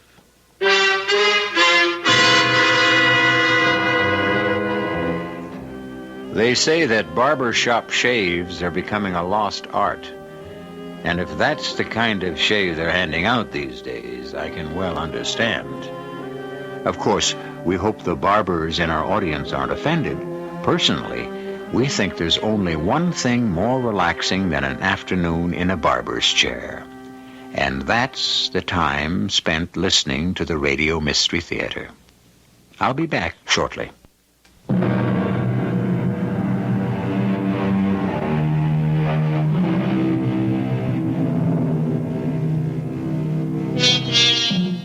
Perhaps you'll remember the story about the man in the barber shop who was getting a fine straight razor shave while a very pretty blonde lady manicured his nails. He said to her, "You're the prettiest girl I've seen in years. How about a date tonight?" She replied, "Why don't you ask my husband? He's shaving you." What? No laugh? Well, that's not the purpose of the Radio Mystery Theater anyway. We're here to hand out chills and thrills, and we hope you'll be back for more. Our cast included Mandel Kramer, Robert Dryden, Catherine Byers, Suzanne Grossman, Ian Martin, and Sam Gray. The entire production was under the direction of Hyman Brown. This is E.G. Marshall inviting you to return to our Mystery Theater for another adventure in the macabre. Until next time, pleasant dreams.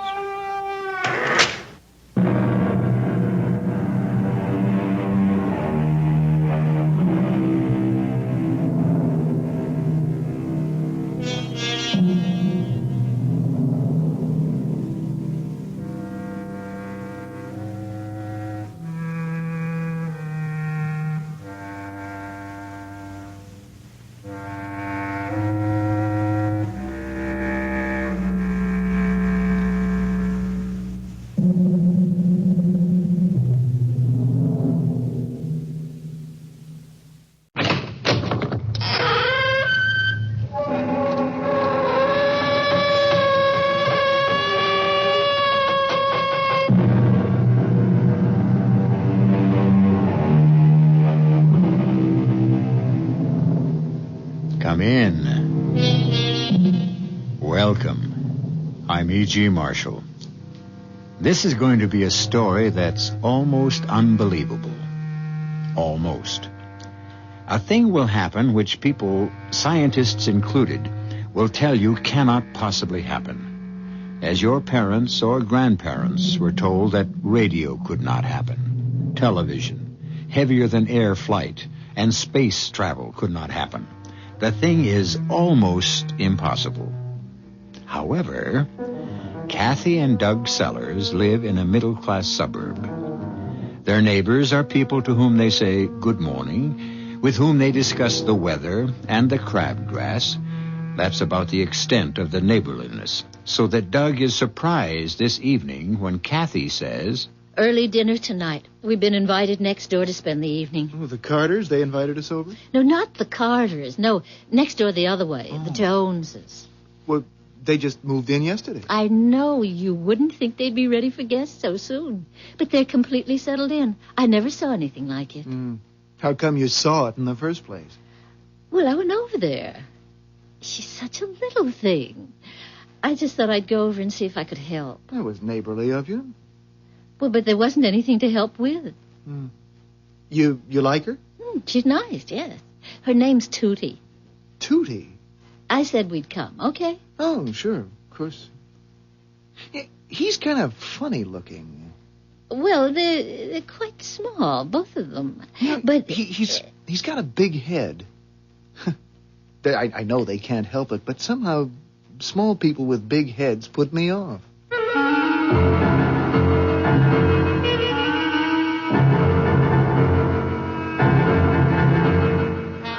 Our mystery drama, Through the Looking Glass, was written especially for the Mystery Theater by Fielden Farrington and stars Anne Shepard.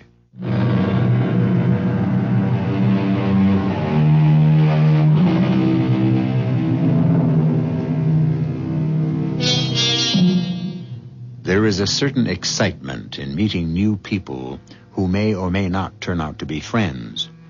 Friendship, not to be confused with acquaintanceship, requires so many parallels of taste, viewpoints, needs, backgrounds, and the like, that it's quite remarkable we see as much of it as we do.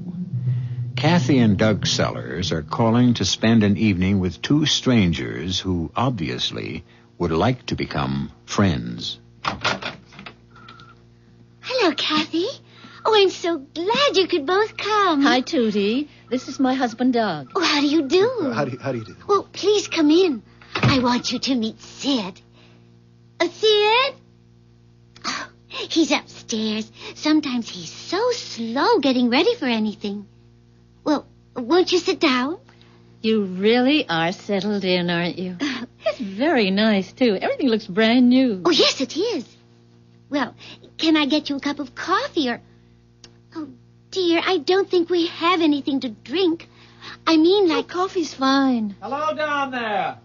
I'll be right with you. Sid, do we have any... You didn't get any whiskey or anything, did you? No, I'm sorry. I'm sorry. I should have thought of that. We don't drink at all, you see.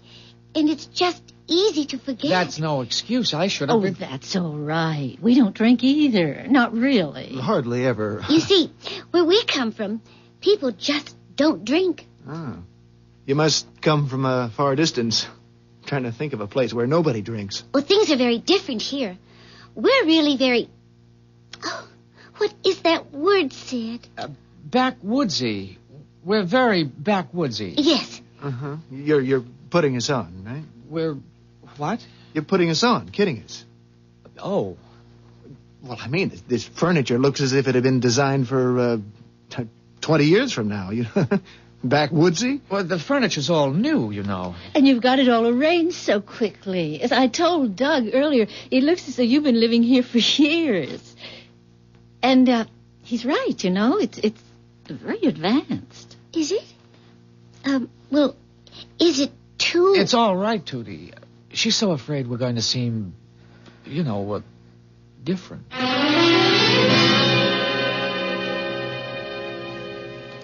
Doug, did you hear what Tootie just told me? Sid's in the same business you're in. No kidding. Are you an inventor, Doug? Well, no, I'm more like a designer, actually. Internal combustion engines. Oh, we're not too far apart. As a matter of fact, I'm working on something right now that may put you out of business. Oh? What would that be? I've got a motor that's powered by solar energy. Oh. By sunlight? Just sunlight? Yes. Well, not the light itself, of course, by the emanations. Does it work? Oh, yes. Would you like to see it? See it? I've got a working model down in the basement. A solar energy motor in the basement? Oh, I see. It doesn't need the direct light. And besides, it stores. Do you want to see it? Aren't you afraid I'll steal it? I mean, if you've got a solar energy engine that really works... No, I'm not afraid. Now, please don't be offended. I've had to work out some pretty radical new mathematical concepts that, well, you wouldn't understand them just looking at the model. Nobody would. Okay. I'd love to see it. Good, come along. The good thing about it is you don't even need a sunny day. All you need is the sun on your side of the earth. Would you like more coffee? If Doug's anything like Sid, they'll be down there for hours. No, I don't think I could handle any more coffee, thank you. You're right about Doug, though. Where did Sid work before you came here? I mean, maybe he worked for somebody Doug knows. Well, he didn't actually work for anyone. He's always been just an inventor.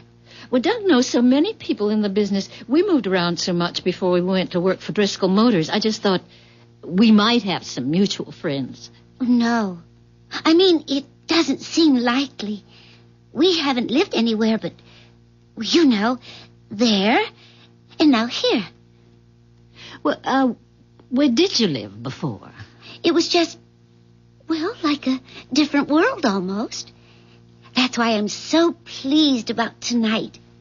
We're the kind of people who just can't live without friends, you know? Mm. We were afraid there wouldn't be anyone we could, well, be friends with. So that makes tonight so good. Oh, Tootie, you don't have to worry. We have a lot of friends you'll probably meet. Where we used to live, we knew everyone. Just everyone. Oh, that must have been nice wherever it was. Oh, yes. It was all we knew, of course. In many ways, it's better here. Much better.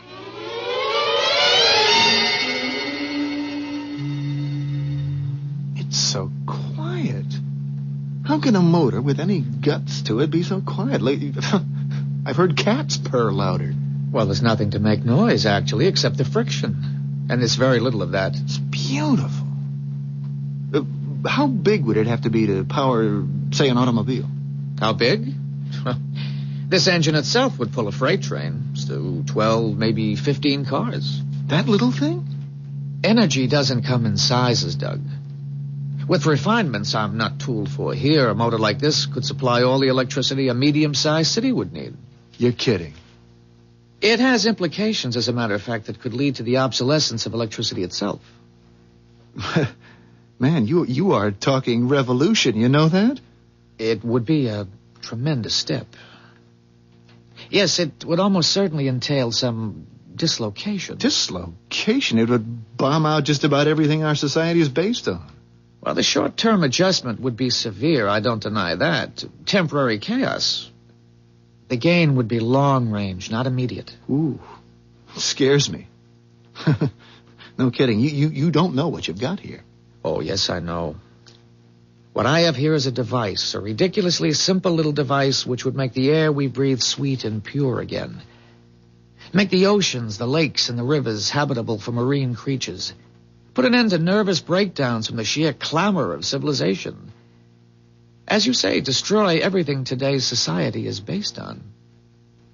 Well, today's society isn't exactly utopia, I know that, but, Sid, it's the only society we've got. Would you like to see the design on paper? Talk about the math involved. Well, you said I couldn't understand the math anyway. No. I said you couldn't understand it simply from looking at the motor. Actually, like the motor, the math is quite simple.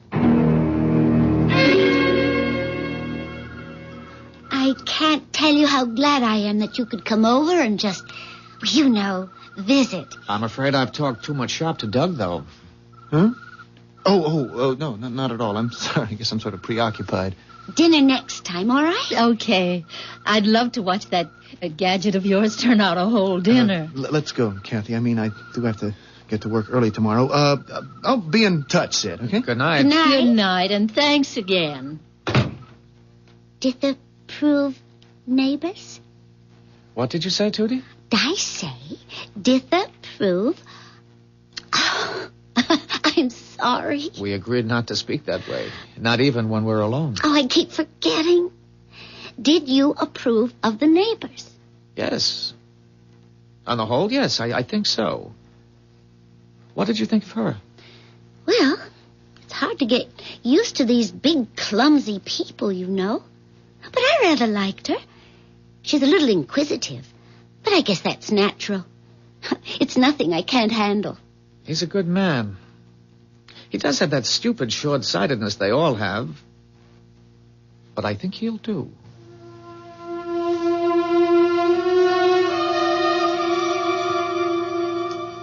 Well, I don't care what you told them about us hardly drinking. I want a good solid slug of bourbon. Okay. Something happened? What? Did he tell you where they're from? Where they moved here from? No, I don't think so. Well, she's a pretty close-mouthed one. Aren't you even going to put any water or anything with it? He's quite a guy, that Sid. How do you mean? But when Tootie... what kind of a name is that, anyway? Anyway, when she called him an inventor, she sure wasn't kidding. Did she say anything about where they came from? I told you I spent the whole evening trying to find out where they're from. But she's slippery as an eel. I didn't get to first base. People don't give things away. You have to be suspicious when a man wants to give something away. I think he was completely cracked, except that crazy math of his works. So does his engine. I don't have any idea what you're talking about. He wants to give it to me. Now, you can't tell me there isn't a catch in that somewhere. He just wants to give it to me. The whole thing, no strings attached. Give you what? Look, he's got this machine, this motor, this engine. Designed it, built it himself, he says, invented it. Draws its power from sunlight, sun rays. Now, there's a difference, and it's just gonna... it's gonna blow the whole world up, that's all. A bomb? You mean a bomb? Oh, no, just the opposite, I guess you could say, only... Good Lord, the mess it could make. It's like we made a wrong turn 100 years ago or so, all of us, our whole society, and what he wants to do is to back up and make the proper turn. But you just can't wipe out. It's a very scary thing. Kathy. What am I gonna do? Well, I don't really understand the problem yet, Doug. Okay. He's got a machine that takes its power from the sun, okay? Okay. Yeah, and that's about the size of a small vacuum cleaner, and it could power a city. It could. I've seen it. I've seen the blueprints. I've learned the math. Learned it, mind you, in half an hour. And all our old math, everything I spent my life learning, it's all just silly kid stuff. He wants... Did you say he wants to give all this to you? Now, figure what it means. Everything we know is down the drain. Just think about oil. You've got 50 billion or so barrels of oil tucked away, and you're using it to make the world market go where you want it to go. All of a sudden, your 50 billion barrels of oil aren't worth the price of half a dozen loaves of yesterday's bread. It's not going to make you happy. It's going to make you feel very... very restless and insecure, or you manufacture, or all your money is in something or other power and light company, or you work in a gas station, or you're a coal miner, or I don't care, you're anything. Whatever you do for a living, it's dead. And Sid wants to give the damn thing to me. Maybe I don't blame him. Wouldn't there be a lot of money in it? For us? Millions. Oh, hell, more like billions. Take it. I'm not even sure money would have much value anymore. Apart from everything else, I've got this feeling I'm being used.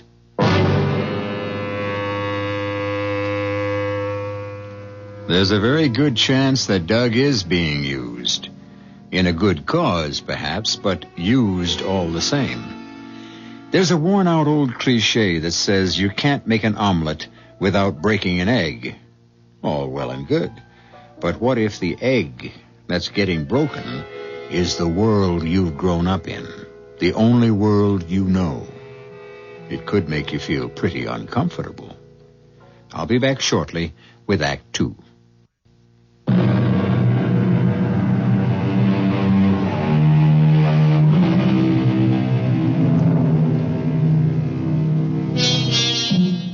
Doug Sellers didn't have a very good night's sleep.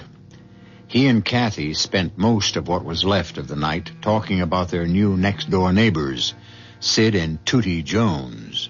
That is an odd name, Tootie, isn't it? At any rate, Doug's mood isn't the best this morning. I'm going to have a talk with old Driscoll today. About Sid's gadget, the solar thing? About how hard the guy's working trying to give it away. There's something spooky about that. I don't like being spooked. You said Sid's crazy to give the thing away. Aren't you doing the same thing if you tell Mr. Driscoll? If I decide to take that nutty engine from Sid, and I haven't made my mind up yet. I couldn't possibly handle it on my own. It's going to take a lot of money to get a solar-powered motor in production. I'm not even sure Driscoll Motors is big enough. But won't you have to give some of it to Mr. Driscoll if you bring him into it? Only if I decide to accept from Sid. And if I do, the whole thing was a gift to me in the first place. Well, I just thought... Oh, well, you know best. If you want the truth, I don't know a damn thing. Except that I'm sitting on a keg of very high explosive, and it's making me very uneasy.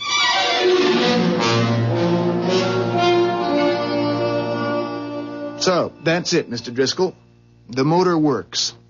I saw it work, and it's just... You wouldn't believe it without seeing it. I studied the engine, too, and it would be simpler to make than most of what we're doing now. Simplest thing you ever saw, really. Except it's based on a completely new concept. My first reaction, Doug, is nonsense. Sure, that'd be anybody's first reaction. But not yours? Well, mine at first, yes. But then I saw the damn thing, Mr. Driscoll. I saw it. No doubt in your mind now? None. I'm as skeptical by nature as you are. But the thing works. And it's going to knock everything we know right out the window. Well, that won't be permitted, of course. Now, what I'm interested now is... He offered you all rights? Yes. You sign any papers, either of you? No, I said I wanted time to think it over. You say this thing works, and I'm prepared to take your word for it. I want 50% of the rights. Straight down the middle. You agree to that? Well, sure, I'm but going to call Al Dobson. He can get the ball rolling faster than anybody I know. I'll get Ed Cahill moving on it, too. And, when can you get this, what's his name, the inventor in here? Look, Mr. Driscoll, all I wanted to do was to tell you about this thing and ask your advice. Now, as You've told me, and I'm advising you. Now, you pass the ball to me, and I run with it, right? Mr. Driscoll, I don't have a ball to pass. If you don't have a ball, we know where it is. Your inventor has fumbled it, and we'll take it over. He's no businessman, Sid. Would he have offered to give you a thing like solar energy if he were a businessman? Well, the thing is... maybe we don't actually have the ball yet, but we... Look, Mr. Driscoll, you said... What was it you said? I told you it was going to knock everything we know right out the window, and you said that wouldn't be permitted. Now you talk as if you want to go ahead with it. It'll be suppressed. Don't you worry about that, Doug boy. They'll buy us out. Oh. You think the oil industry would let a gadget like this go on the market? Not in a million years. And the auto manufacturers? Good Lord. Think what it would mean to them, just the retooling alone. Don't you worry about it, Doug. They'll buy us out. I don't think Sid Jones will go along with that. He'll go along. I told you, he's fumbled. When you fumble, you lose the ball.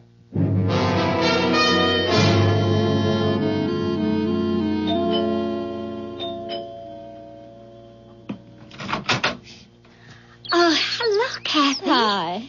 I washed the breakfast dishes, did 2 loads of laundry, and vacuumed the living room. I figured it was time to take a break. You mind? Oh, mind? No, I'm delighted. Come on in. Let's go in the sitting room. Living room. Oh, which do you call it? Living room. Doesn't matter. Well, anyway, come on in and sit down. I didn't have anything to do either. I was just... Oh, I forgot to turn off the television. That's a television set? Oh, you know Sid. It's one of his inventions. He'll drive me crazy with his inventions one of these days. But the screen's the wrong shape. It's so big. It looks... What it looks like when you turn it off is a full-length mirror. Well, that's the idea, I guess. People would rather have a mirror in their sitting room than a box with that big blank screen staring at them. Oh, I don't know. I don't try to keep up with Sid's inventions. Doug says he's very good. Oh, yes. He's good. Doug says he's way ahead of his time. Ahead of his time? Yeah. You know, inventing things the world just isn't ready for yet. Like that solar energy thing. Well, he is very advanced in his thinking. Yes. Sid is very advanced. And he's worried about what do you call it? The ecology. Yeah. Tootie, Doug was very upset last night. Oh? Sid wanted to give him that solar energy thing. I mean, you just hand it over to him. Let him take out the patents and take all the credit and make all the money. Oh. Sid didn't tell me he'd gone that far. Why would anybody want to do a thing like that, Tootie? You know, it looks funny. Actually, how it looks to Doug is suspicious. Why doesn't Sid apply for the patents himself? That's what anybody else would do. He can't. He can't? We aren't American citizens.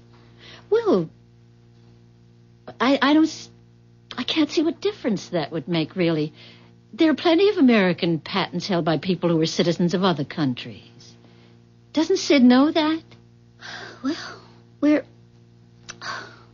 Kathy, I don't know exactly what they'd call us.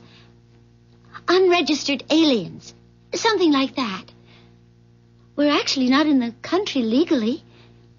We don't have any papers or any of that. I see. Tootie, where are you from? I can't tell you. Maybe Sid will want to later on. I expect he will. But I'm afraid I've already told you more than he'd want me to right now. Damn it, Doug, what is this thing you've dumped in my lap? What do you mean? There's something mighty queer going on. I called Al Dobson and told him to get the ball rolling. Didn't tell him a damn thing except it was a solar-powered motor. And he had me back on the phone 20 minutes later. 20 minutes! Saying the thing was already out of hand and he had to know more. Out of hand? They want it. Everybody wants it. Ed Cahill says... Ed Cahill, the patent lawyer? They called him. The patent office called him. Now, you can believe that or not, but that's what Ed Cahill told me. They'd been hearing talk about solar energy down there, they said, and they called him. Well, it looks like... Somebody's pushing this thing. That's what it looks like to me. Somebody very big. Well, after all, solar power... I want you to see this, whatever his name is, this kook that's trying to give the rights away. I want you to get this paper signed. What is it? Don't waste time reading it. It's a simple release. Later on, there'll be reams of paperwork, but right now, I want that release signed. All right, Mr. Driscoll. And Doug. Yes? If you don't get that release signed, or if this nutty solar thing turns out to be phony, I'm going to bury you so deep they'll never dig you out. I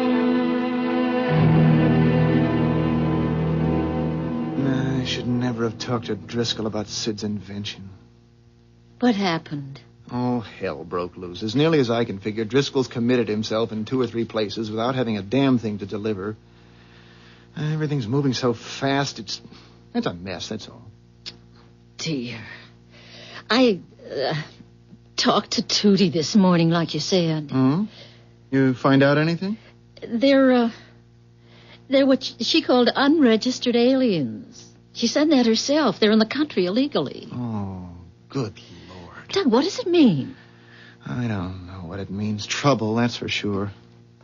That was why he wanted to turn the invention over to you, Tootie said. He doesn't have any papers or anything. I mean, no ID, no Social Security, nothing. And he knew he'd get into trouble, I guess, if he started messing around with patents and all that. He's in trouble, all right. Why? You going to do something about it? I'm going to call Driscoll and tell him.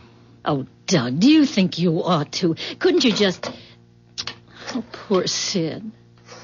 What about him, Doug? I'm afraid that'll just have to be his problem. I've got a couple of my own. Well, but do you have to tell Mr. Driscoll? Look, I've been working for Driscoll for over 8 years. I'm one of the top men in the company. I met Sid for the first time last night. Now, which one am I supposed to be loyal to? Yes, Driscoll here. Mr. Driscoll, this is Doug Sellers. Did you get that release signed? Not yet. I just found out something I think you ought to know. The inventor, Sid Jones, the guy's not an American citizen. He's in the country illegally. Say that again. He's in this country illegally. A spy. No, I'm sure it's nothing like that. He's, I know him, Mr. Driscoll. I don't think he's a spy. I might have known. Solar energy, my foot. He's a lousy spy. That thing of his is probably some kind of bomb or something.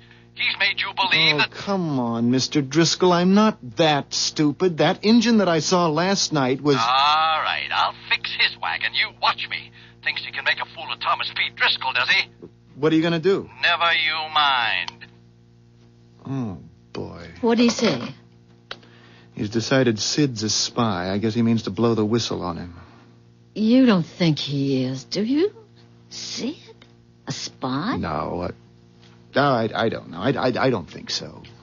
Shouldn't we go over and tell them? I mean, after all, if they're in trouble, it's our fault, too, isn't... Well, at least it's partly our fault.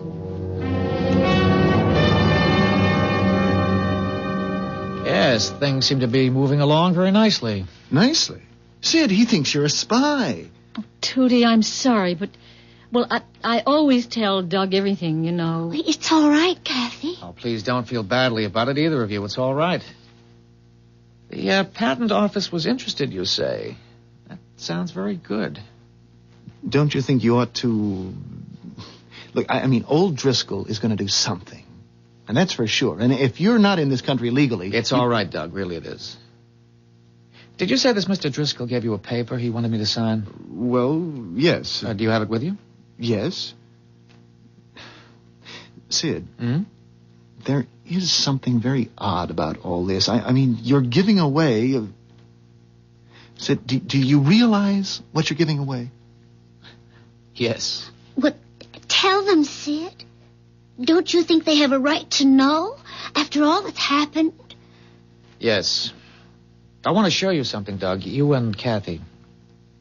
Oh, the TV.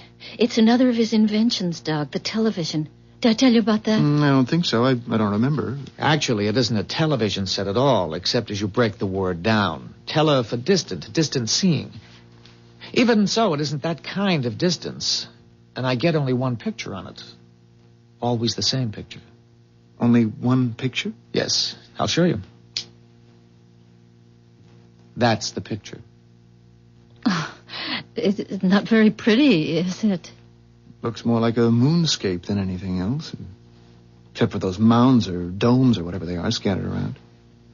How come it's black and white? There isn't any color there, Doug.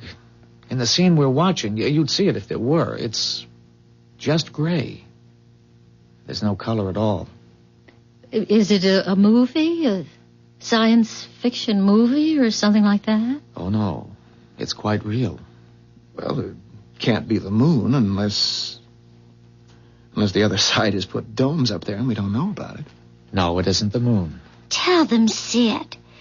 It's our home. Tootie's and mine. That's where we came from. That's where we've always lived.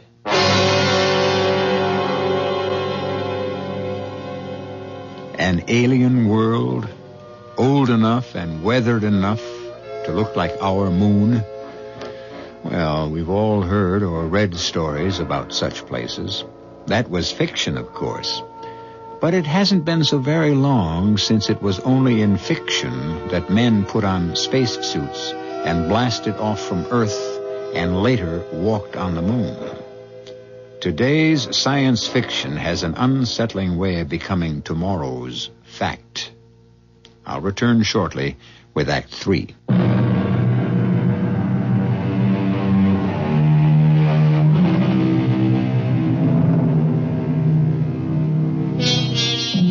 Doug and Kathy Sellers are watching spellbound, but more than a little repelled, a television picture.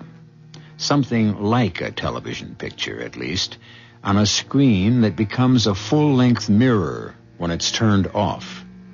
The picture is a dismal one, a bleak landscape, gray, rocky, and barren as the moon's surface, except for several dome-like structures placed here and there at apparent random. This, Sid and Tootie Jones claim, is their home. There's no place like that on this planet, Sid. No place that I ever saw or heard of. It's on this Earth. We're not space travelers. Oh, I don't blame you for wanting to leave it, wherever it is. Well, if you're not space travelers, then what kind of travelers are you? Let's all sit down. It's a long story. Shall I turn it off, Sid? No. Leave it on. Somebody might come out of one of the domes. They'd be interested in that. What kind of travelers, Sid? You've already guessed it, I think. Yes, we're time travelers. Time travelers? Then when is that? That picture you've got on the screen. Two questions there, really. Where and when? To answer the first, it's right here, Doug. Right in this very neighborhood, on this very spot. Well, then... When? Yeah. The year you're looking at is 3987. A little over 2,000 years from now. And that's what this neighborhood looks like? That's what the whole world looks like, Doug. Worse. This is a garden spot. Oh, it's some kind of trick, isn't it? I mean, it's just something you invented. More like something you invented. You, all of you, in the next few generations. That's misuse of the Earth's resources. All of your mistakes carried out to their final, inevitable conclusion. You're looking at the end product of your era's short-sightedness. I just don't believe it. Well, there it is. You can see it. Well, then it wasn't it wasn't bombed out? The A-bomb, the H-bomb, all the alphabetical bombs that came after? No, they were never used. Except to waste the Earth's substance and terrify its people. There, on the screen. Somebody's coming out of the B7 dome. Can you see who it is, Sid? No, not to be sure. Forex, most likely. I think it was his turn at B7. What's he wearing that thing for? Looks like a spacesuit. Well, that's what it is. We call them Atmos suits. There's no atmosphere now. None, at least, that's breathable. Except underground, where we convert it. Good Lord. Yes, we live underground. We come out now only to run tests. The toxicity of what's left of the atmosphere isn't very stable. We have to draw it in and purify it, so we need to keep abreast of what we're up against. And pump the impurities back out? Yes. And that increases the toxicity? Yes.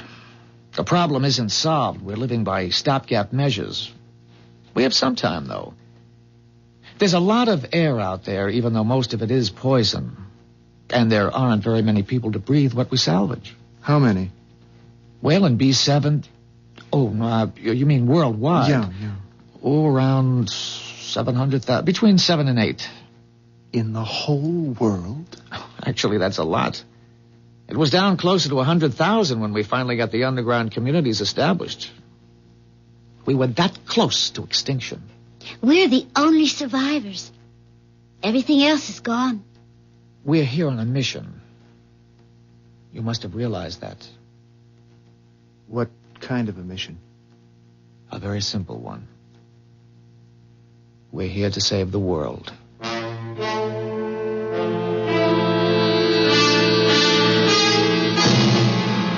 Sergeant Wilson. Yeah, I want to talk to the chief of police. He's out of town. What can I do for you? Listen, I'm Thomas P. Driscoll of Driscoll Motors. I want to report a spy. Report a spy. You'd like to give me the details? I can only give the chief the details. No way, Mr. Driscoll. I offer you a spy, a genuine spy, and you won't put me... All right. I'm coming over there. By God, I pay my taxes and I'm entitled. I'll be over there in 10 minutes. Did you say save the world? You're here to save that world 2,000 years from now? That world, which of course is simply this one grown old. That's a dead world. It's beyond saving in our time. We have a few 100,000 people living inside it. Like people on one of your life rafts. If the people on the raft aren't rescued, they'll die. The same with our people. They'll die, or their grandchildren will, or their grandchildren. We few have survived the catastrophe temporarily. And so you've come back here, back to our time with... With the only treatment that can possibly save the world. We have a cure for its sickness, and we mean to administer it. Call me one of the doctors. There are many of us. Many of you? Oh, yes, one man could never do it. Your Mr. Driscoll was very right about that, Doug. We have many people in this time, some of them in very high places where pressure can be applied, where red tape can be bypassed. Speaking of Driscoll, Sid, I think you ought to... Don't worry about it. It isn't important. Now, will you let me sign that paper he gave you? All right.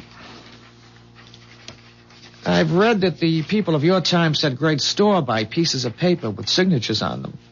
What are these numbers you put under the signature? Oh, that's just to make it thoroughly legal. That's my designation in my own time. 6D48M. We have numbers instead of names, although we still use nicknames. Mine actually is Sid from 6D. My designation is 2T93K. Tootie. 2T. That's kind of a cute name, though, once you get used to it. Well, if you had time travel, I mean, why did you wait until the world got into such a state? Time translation is a relatively recent discovery. But why this particular time? I mean, why not earlier or later? Oh, no, irreversible damage has been done at this time. As a matter of fact, it was at this time and point that the depletion of resources began accelerating so rapidly that it got out of control. Any later would have been too late. Well, much earlier, you wouldn't have had the technology needed to use what we wanted to give you. I hope I haven't spoiled it for you. For all of us. No. If it doesn't work, it's nobody's fault but my own. I made the decisions. It was my assignment.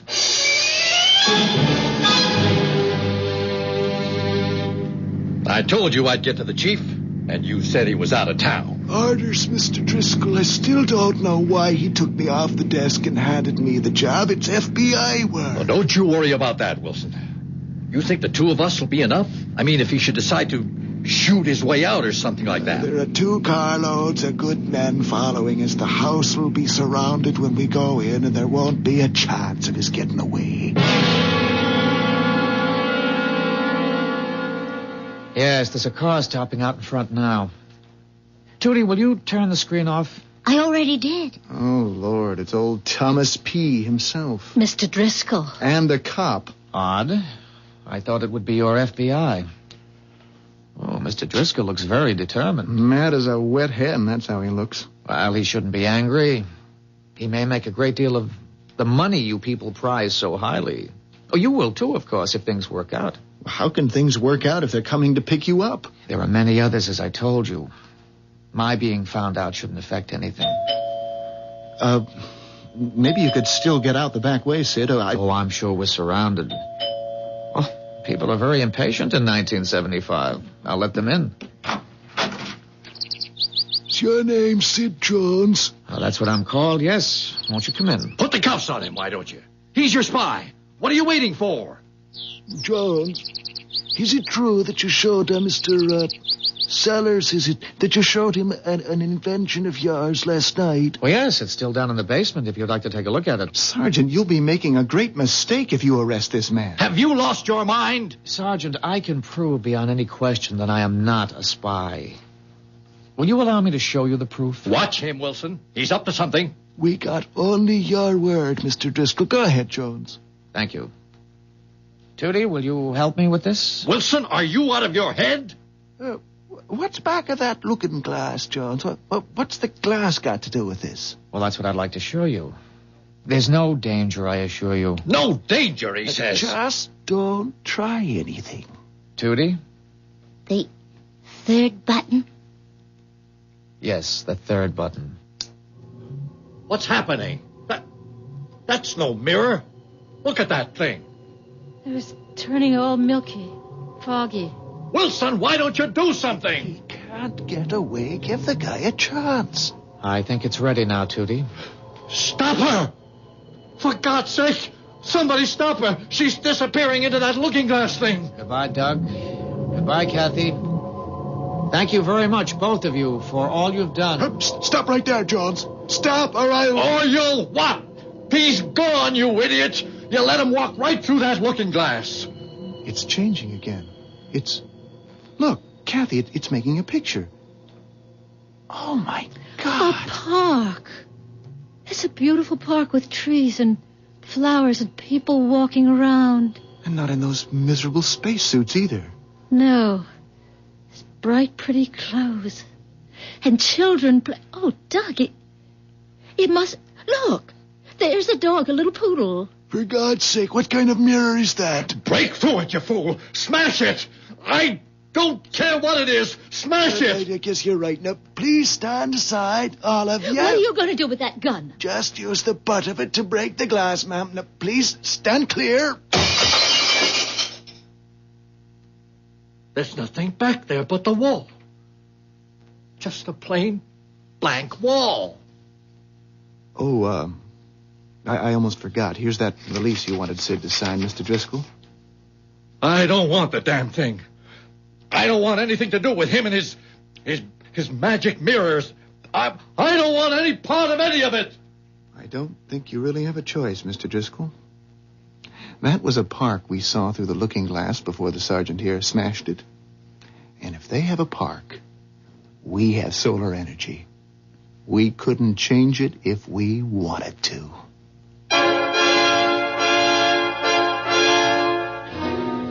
A park where there was a desolate wasteland only a few minutes ago.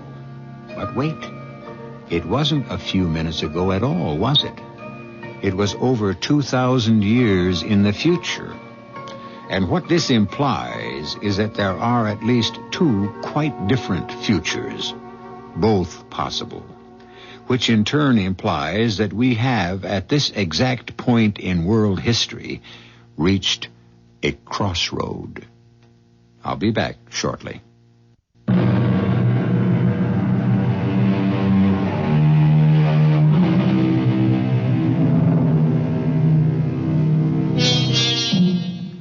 Perhaps we shouldn't be surprised if one day, before too terribly long, we hear that solar energy is in the process of being harnessed. In any case, I believe that 6D48M, alias Sid Jones, has given us something to think about. Let's hope the right people do the right kind of thinking. Our cast included Ann Shepard, Jack Grimes, Evie Juster, Russell Horton, and Ken Harvey. The entire production was under the direction of Hyman Brown. This is E.G. Marshall inviting you to return to our Mystery Theater for another adventure in the macabre. Until next time, pleasant dreams.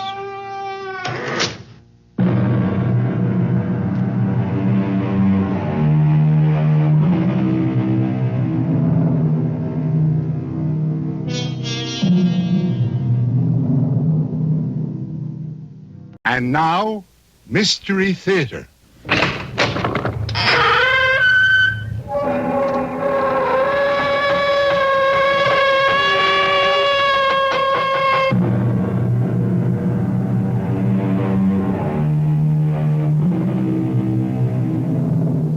Come in. Welcome. I'm E.G. Marshall. We are told, and so many of us believe, that the child is the father of the man. Does this mean that the die has already been cast, even before the game has really begun? And since life itself is a game, and therefore subject to rules, what makes a child break them or follow them in the first place? Well, if you will allow me to paraphrase the great Sam Johnson, I have found you a question I am not obliged to supply you with an answer. Only an insight. You love me, Claire. I don't. You always loved me. Please, I want to go home. Go right ahead. But I won't ask you again. Mike. I don't want a cheap, quick affair. Please, Mike. I want a marriage. I'm already married. We agreed that was a mistake. But I am married. You have to pay for it the rest of your life? I don't believe in divorce. It's the only way. I was brought up not to believe. It's against my convictions. Can't we find another way? Yeah, we can. How about murder?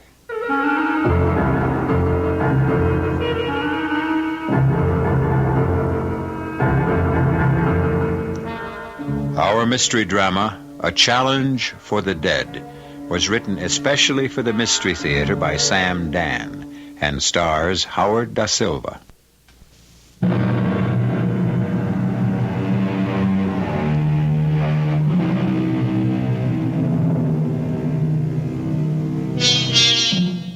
Breakfast is always a very special meal for Claire Gordon. At least it has been during the 20 years she's been married. Claire and Johnny don't talk about it, but there is one basic fact that is always present. This can be their last breakfast together. Johnny is a cop, and like a lightning bolt in a clear blue sky, trouble can explode at any time, anywhere, without the slightest warning. And so Claire and Johnny deal with it by seemingly not dealing with it at all. Hey, that's a pretty big breakfast. Well, get to work on it while it's hot. How do you expect me to lose weight? You don't gain weight on what you eat here. Go easy on those lunches at Pop's. Where's the paper? The paper? The newspaper, the publication, the Gazette, the press. Oh, the paper. That's a smart girl. I don't think we got it this morning. We didn't? Really, Johnny, it didn't come. Look, you're dealing with a detective here. Look at your fingers. You got that black stuff, that newsprint on them.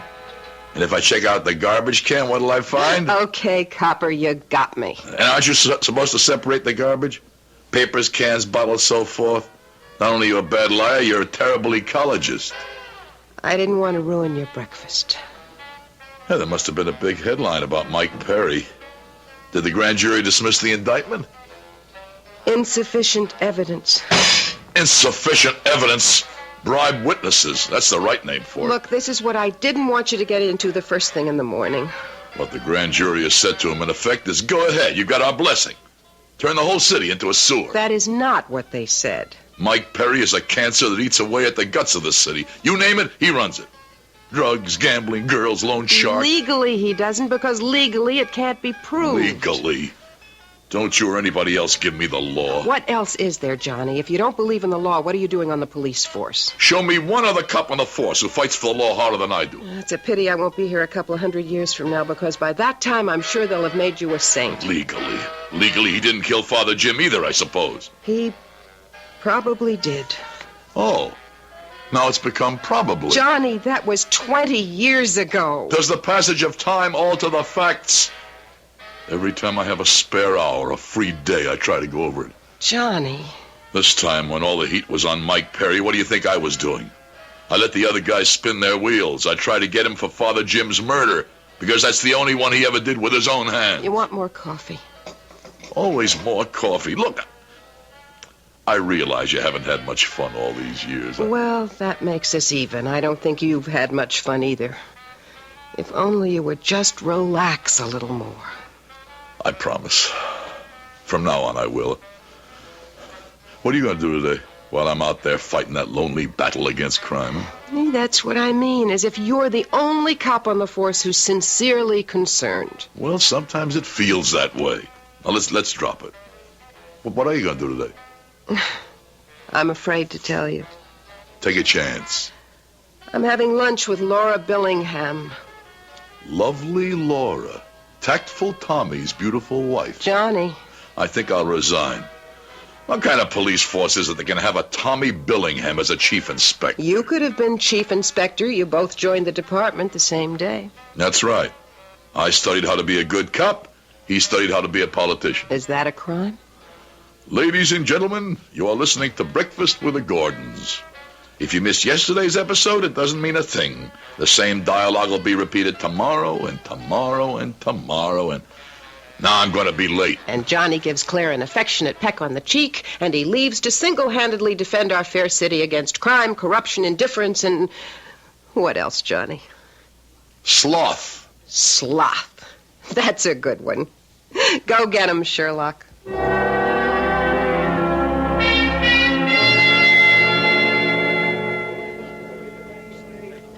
Did you enjoy lunch, Johnny? That new girl's a pretty good waitress, Pop. I try to train him right.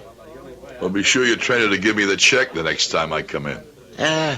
Look, Johnny... Look, I had the veal, salad, pie, and coffee. That's $2.90. Johnny, I wish you'd let me do something for you. I'd like to show my appreciation. You mean you like to ease your guilty conscience? Well, Johnny, I did my time. I paid my dues. No, Pop. You still owe society. What do I owe society? Information. It's your duty to tell us everything you know about Mike Perry, and you know plenty. Sorry, Johnny. Why? You know he's the scum of the earth. He's worse. Then help me out. Give me a lead. I can't. Why can't you? I just can't see myself as a squealer. What is this code of the underworld nonsense? It's my code, Johnny. To me, the lowest animal in the world is a squealer. More important for you to live up to some imaginary code than it is for society to get rid of a menace like Mike Perry. Yeah, it is more important. I gotta be able to live with myself. I can't squeal. It's not right, Pop. I'm not saying it's right. Just saying it's my way. Okay, Pop. Johnny, why you drive yourself so hard? Hey, Pop. Wait, look through the window. Huh? That girl standing on the corner with a tall guy. Huh? Why does she look so familiar? Remember one of them hoods you arrested in the Worthington shakedown? Which one? The old-timer, Billy Decker. Oh, yeah, he goes back a long way with Mike Perry. Well, that girl is old Billy's young wife. Her name's Millie. She appears very friendly with a tall guy. Huh? That's how it goes, Johnny. All right. I'll see you around, Pop. Johnny, I'm sorry I can't give you the kind of help you need. Well, maybe you did give me just a little bit.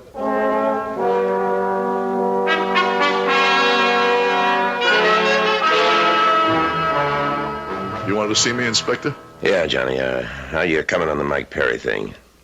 Well, I'm short of manpower, Johnny. Oh, does that mean we're supposed to lay off? Now, wait a minute, Johnny. Is that the latest from upstairs? There are two endearing things about you, Johnny. A, you like to push people, and B, you don't know when to stop. Now, just understand one thing. Nobody tells me how to assign my men. Well, why say that to me, Tom? I know what you think of me. Why should you care what I think of you? Because you're the best detective in the department. Now, I'll give you the basic fact about Mike Perry, the bottom line. We are not going to get him. We're not, huh? In the end, it's going to be the Federals. They have the best angles, interstate violations, taxes, and so forth. It's basically their show. All of which is your way of telling me what? We'll always maintain surveillance, of course, but I don't need you for that. You say the feds have all the good angles, but I'm working on the best one of all. Murder. Johnny, that's 20 years old. You can't use that badge as a means of exercising your own personal... My own personal what? Vendetta. You and Mike Perry, kids from the same neighborhood. You went one way, he chose another. Well, that wouldn't have mattered, but you believe he killed the one man everyone loved, Father Jim. And you don't believe it? You don't believe he was robbing the church and Father Jim discovered him? Sometimes I think the reason you became a cop was because Mike became a crook. Law and order. Who you kidding? All you ever really wanted, all you still want, is to bag Mike Perry. Say, you didn't have to become a cop, Tommy. Well, you could have been a psychiatrist. You let Mike Perry run your life. He turned you into a crusader, a zealot. Well, what's wrong with crusaders and zealots? They're hard to live with. because they become fanatics. And they get passed over at promotion time. Look, I know we have to pull in our horns on this Perry thing, but I may have a lead. Okay, stay with it a couple of days.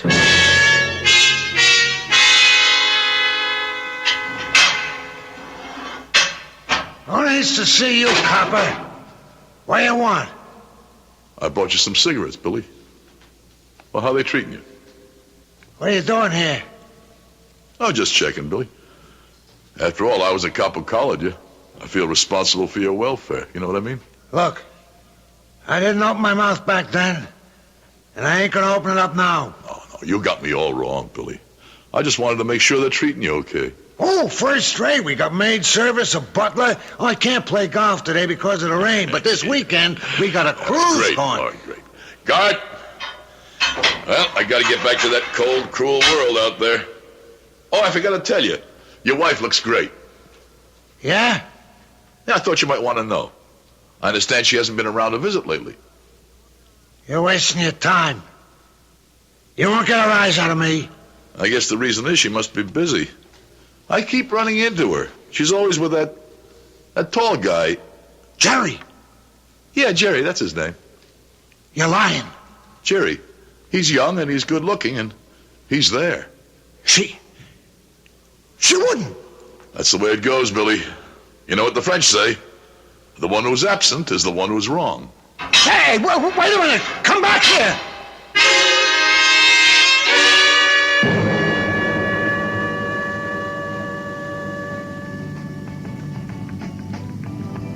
Where are we going, Laura? Downtown. All the way downtown just for lunch? Oh, we're breaking bread at the Ambassador.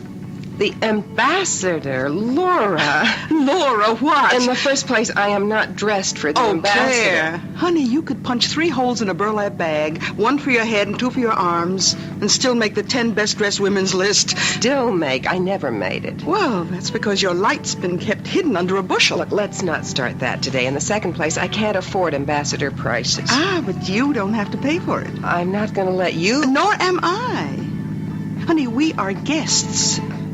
Really? Of the 100 Committee. You know, that high-class group made up of all the city's social and political and other large-wheel leaders? And this is the biggest luncheon of the year.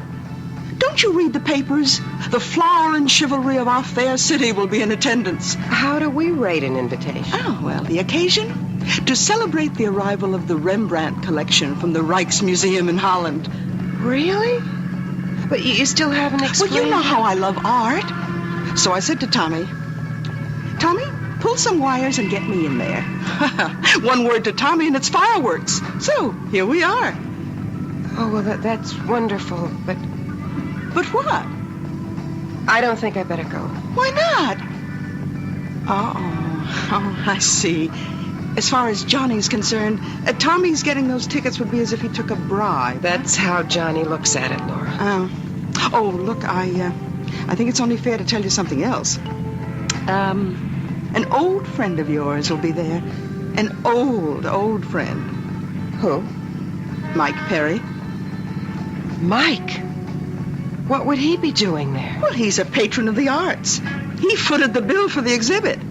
No, I can't go. Well, why not? The mayor will be there, so will the lieutenant governor. I don't think you know how it is in our house where Mike Perry is concerned. Aren't you curious to see Mike after all these years? Not even a little bit curious? Okay, let's forget it. Here's a hamburger joint. We'll just pull in. Do you know, in the 20 years I've been married to Johnny, I never really went anywhere or met anyone or did anything. Why should I miss an event like this? And if Johnny objects... Well, who says Johnny has to know?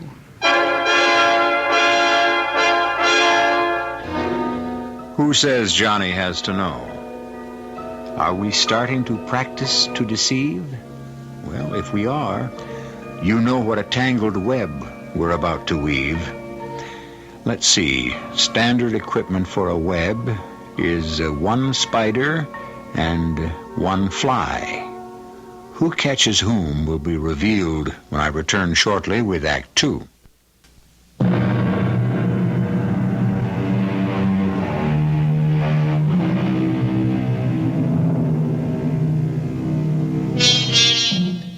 Some people see the moral issues of the day as all black or all white. Others perceive them in varying shades of gray. Does this mean that evil, like beauty, is determined by the eye of the beholder? Who knows? Should there be absolute standards? If so, who sets them? And who shall interpret them? Difficult and perplexing questions which each of us is called upon to provide an answer for every day we live. What happens now? Well, now that lunch is just about over, we will all drift into the Presidential Gallery and be treated to a premiere showing of the Rembrandts. Have you seen, you know who? No, I guess he didn't show up. Which makes you feel what? Happy or disappointed? Relieved. Why? Because I wouldn't have the faintest idea of what to say to him. We would have absolutely nothing to talk about. Hello, Claire. Hello. It's Mike. Mike. Perry. You embarrassed, Claire? I don't know what I am. Oh, I'm sorry. Laura Billingham, Mike Perry. How do you do? Oh, you must be Chief Inspector Billingham's wife. Mm-hmm. The inspector's a close personal friend of mine. Is he? Well, no, not really. I was introduced to him once at a civic function. Oh, look, would you excuse me? There's someone standing near the door who I simply must say hello to. But, Laura, This won't take a minute. What are you doing here? All these years, I often wondered what we'd say to each other if ever we met again. You haven't answered my question. Many of these people are my friends. Friends? But you're a... What? Racketeer. Actually, the boss of the rackets. Boss of the rackets? Sounds like a title for a TV movie. But it's true. No, it isn't. That claim was made to a grand jury. The grand jury answered no, not proved. Maybe not proved, but certainly true. Would you subject every accused person to such double jeopardy? Tell me, 20 years ago, why did you choose John Gordon instead of me? Mike, will you excuse me? Why? You're dying to talk with me and you know it. Really? Oh, come on, Claire. You and me and Johnny Gordon, 3 kids in the same parish, 3 kids who grew up together, the 3 musketeers. But once we got to be 17, 18, we knew eventually there could only be 2 of us. You know, the smart money in the neighborhood was betting on me. Mike, you like to shock people. Let me throw you a curve. Did you murder Father Jim? Why do you ask? The answer is either yes or no. It isn't. Why do you ask? But why do you ask? It's important. Because everybody says you did. That's the good old everybody says syndrome. You know who started that rumor, don't you? Johnny. Why would Johnny start such a rumor? You believed it. That's all he wanted. The story is you were trying to rob the rectory when Father Jim surprised you. You slugged him. Yes, that's the story. But Goldilocks is also a story. So is Cinderella. Father Jim was delirious. Take the chalice. You don't have to kill for it. He kept repeating and repeating before he died. Does that make me guilty? Someone stole the gold cup. The beautiful gold cup we kids gave him for a present. Why me? It was the only valuable thing he owned in all the world. And you and I and Johnny are the only ones who knew where he kept it. Then you and I and Johnny should equally share the suspicion. You know who I just waved at? The lieutenant governor. He wants to see me. Then why don't you go to him? Oh, no, that's not the way it works. I don't go to him. He comes to me. He needs my money, my influence. A good thing he doesn't need modesty. That's one commodity you could never supply. A man works so he can brag to a woman. Why should all these important people want to curry favor with a racketeer? Racketeer. You teach history in high school. You know what it was like in this country in the 19th century. How were most of those fortunes made? How do you know so much about history? I spent 4 years in jail. Unjustly, I suppose. Oh, no. No, I was guilty. But that was my university. I read and studied day and night. A pity you didn't learn anything. No, but I learned everything. Everything that counts. How to be successful. Kids have graduated with honors from Ivy League colleges, not nearly as well prepared for life. Your type of life. This is how we talked to each other in the old days. See how naturally we just fall back into it? How's your wife? I never married. The only girl I ever loved turned me down. But she was just a kid. Now she's mature. Maybe we can rectify that mistake. Don't bet on it. But I am. And I only bet on sure things. Hello, Sally. Well, is this business a pleasure, Detective Gordon? How's the photography business coming, Sally? There's no such thing as a nightclub crowd anymore. These creeps ain't out to spend money. Could you use a customer? Point me at 'em. It's me. Why? You think you're so good looking you gotta have pictures taken? I'm the customer, not the subject. Oh. You see that couple sitting at the table along the far wall? Hmm? Oh, you mean the twosome that's doing that kind of quiet but serious neck? You got them. You see, that's what I mean. You want to do that, stay home. Don't come to a nightclub. Could you take a few pictures of those good people? Uh-huh. On the QT, naturally. Naturally. Why? Well, let's say I'm writing a book, and I want you to illustrate it for me. Any particular kind of poses, Detective? Well, that clinch they're in now looks pretty good to me.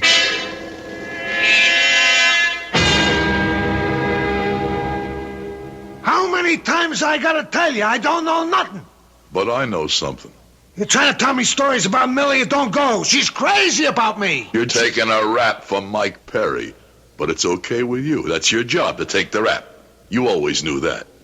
However, in return for which, he's got an obligation to you. Money gets paid regularly to a certain bank account. What can you prove? Who cares? You want to sell years of your life for money? Go. But that's only half. He's also responsible for your family. What family? Your wife, little Millie. He's supposed to make sure she's taken care of. Now listen, copper, I've had enough of you.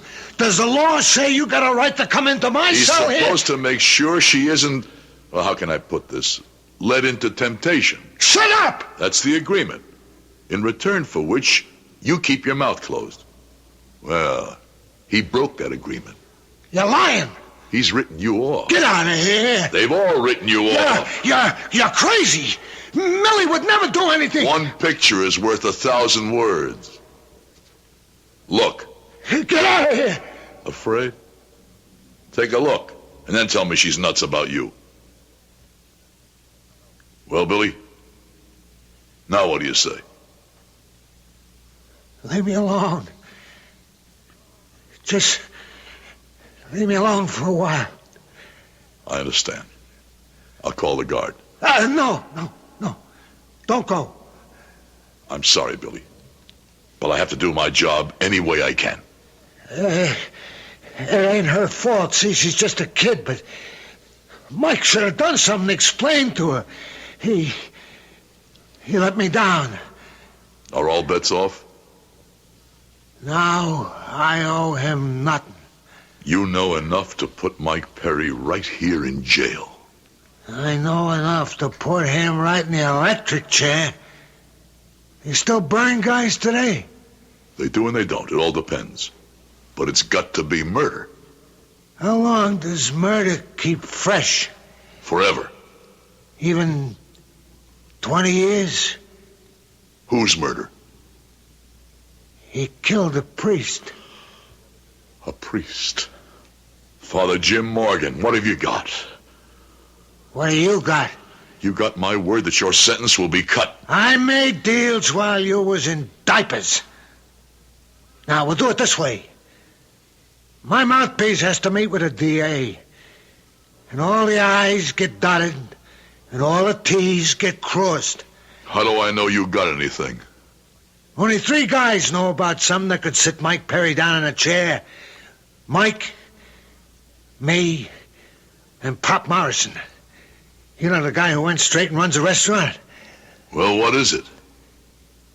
I like you, copper. But first, my mouthpiece has to tell me we got a deal.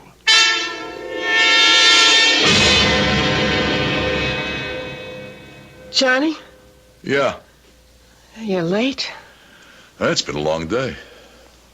Anything wrong? No, matter of fact, everything's great. Then why do you look so serious? Did you ever wait and wait? Oh, years and years for something to happen. And then, all of a sudden, the end is in sight. The end of what? The end of Mike Perry.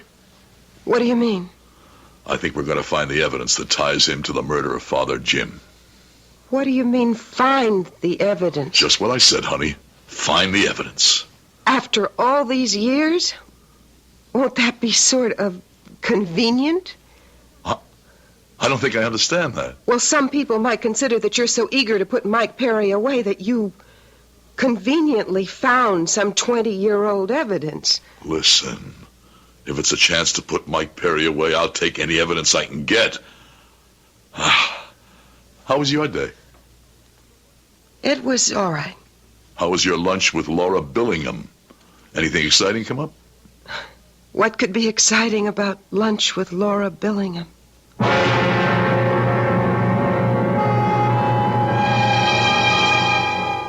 Remember the questions we used to put to children?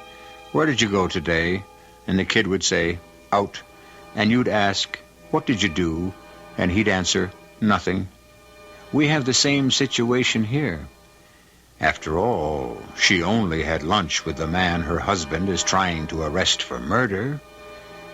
Well, there will be more lunches, perhaps even a breakfast or two, when I return shortly with Act 3.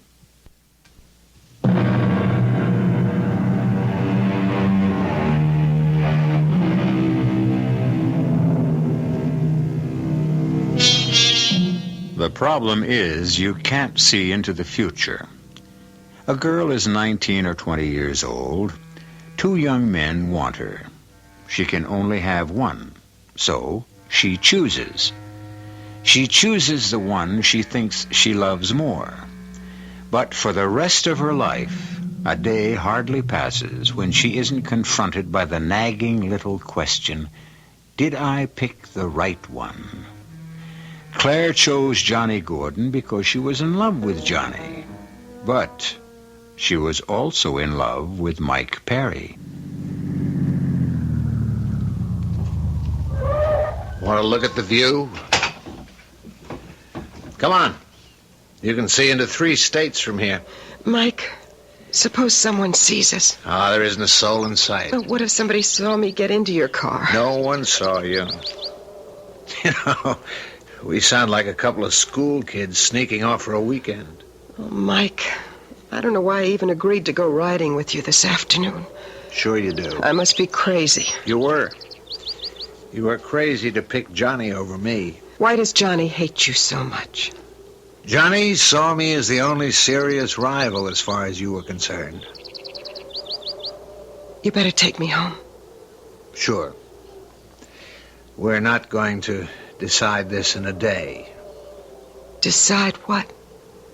Our future. Our future? Yes, Claire.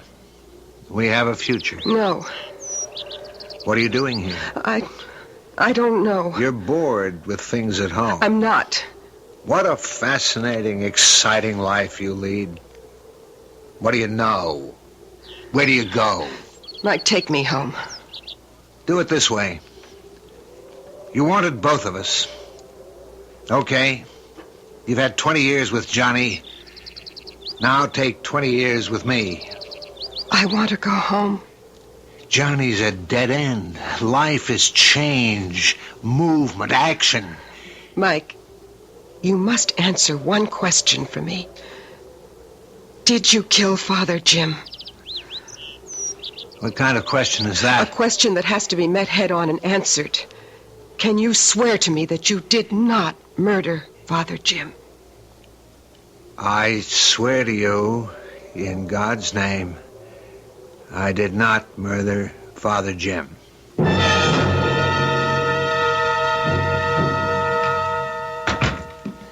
I was about to send for you, Johnny. There's been a murder down at the Merchandise Plaza. I simply have to take you off the Mike Perry thing, but you can go back to it afterwards. The Mike Perry thing, as you call it, is all over. What do you mean? I mean, we've got him. Got him for what? Homicide. I know you don't kid, not about Mike Perry. How have we got him? Billy Decker, been with Johnny all these years. Billy wants to sing. What kind of song? The story of how Mike killed Father Jim. You sure? It depends on the deal. If he can give us a homicide rap on Mike Perry, we'll give him the keys to the city. The DA has to meet with his lawyer to work it out. To get the evidence on Mike Perry, the DA would be willing to walk barefoot in the snow. No, I don't know how you worked it, Johnny, but you've done a tremendous job. Yeah, I'm calling Spinelli's office. Congratulations. Hello, Inspector Billingham. I must talk with the DA. Huh?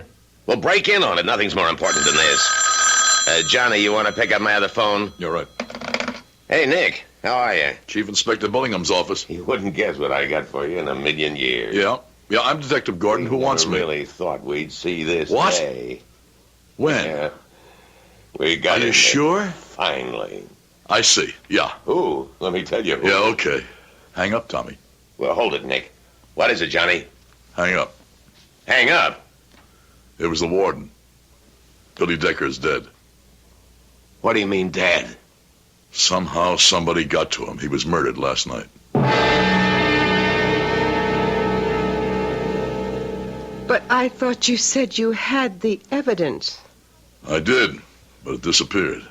How can evidence disappear? I mean, if it's real solid evidence strong enough to get a conviction for homicide, how? Forget it.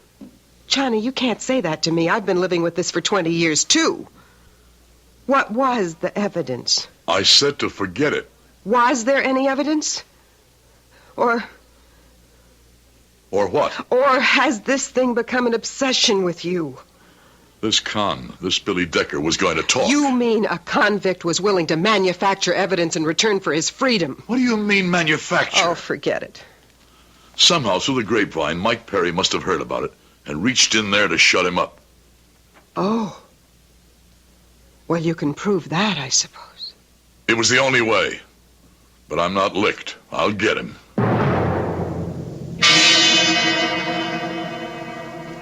I don't know what you're talking about, Johnny. I'm talking about you and Billy Decker and Mike Perry and Father Jim. So just before he died, or let's say before he was murdered, Billy said that you also knew.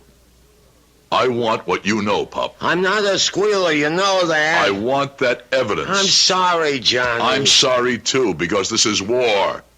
You may find that there are violations in this joint. You mean you'd close me up? Yeah, I'd close you up, and I'd be right. Because according to the law, no one of questionable background is permitted to run an eating and drinking place. Johnny, you know I'm straight. You can't have it both ways. You can't be a respectable member of society and live by the code of the underworld. You have to choose. Close me up. Oh, come on, Pop. We're both of us talking like kids. Sure, I'm emotional about Mike Perry, and you're the same way about some non-existent code. It exists for me. Well, let's talk like two guys who've been around. First off, if we get him for the murder of Father Jim, you're an accessory. You've had information which you've withheld. Well, I'll take whatever rap that is. But I don't think you'll live that long. As a matter of fact, I'm surprised you're still alive. Oh, come on, Johnny. What are you handing me? The only loose end in Mike Perry's career is the murder of Father Jim. But he always thought he was in the clear. For years, it hasn't even entered his mind. Okay. All of a sudden, he gets a tip from some stoolie in the jail. Billy Decker is going to talk.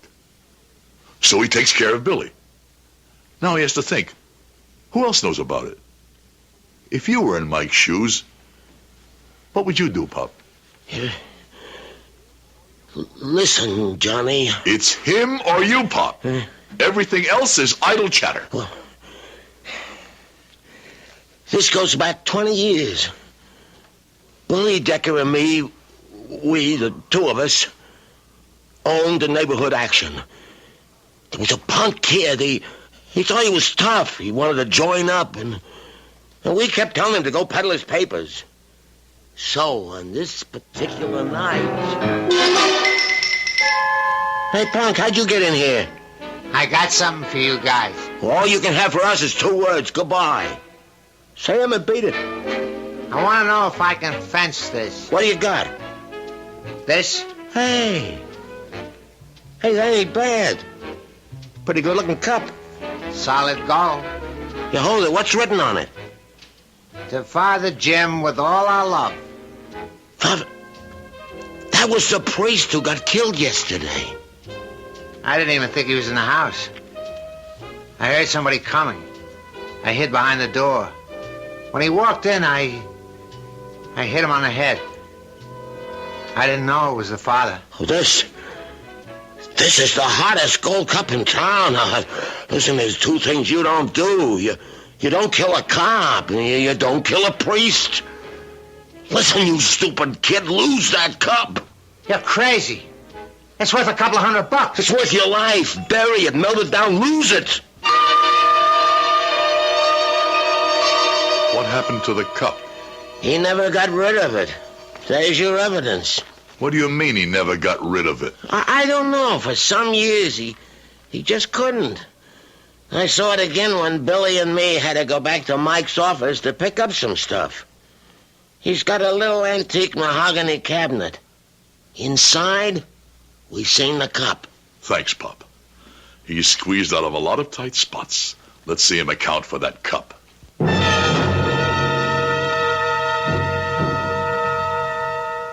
I had to see you, Mike. Don't ask me why. But I will. Why? Because everything inside me keeps going around and around. I don't know where I am. I don't know what to do. What is it? I don't know that either. It's Father Jim. When I thought you had killed him, I suppose it affected the entire course of my life. But I didn't kill him. Who's that?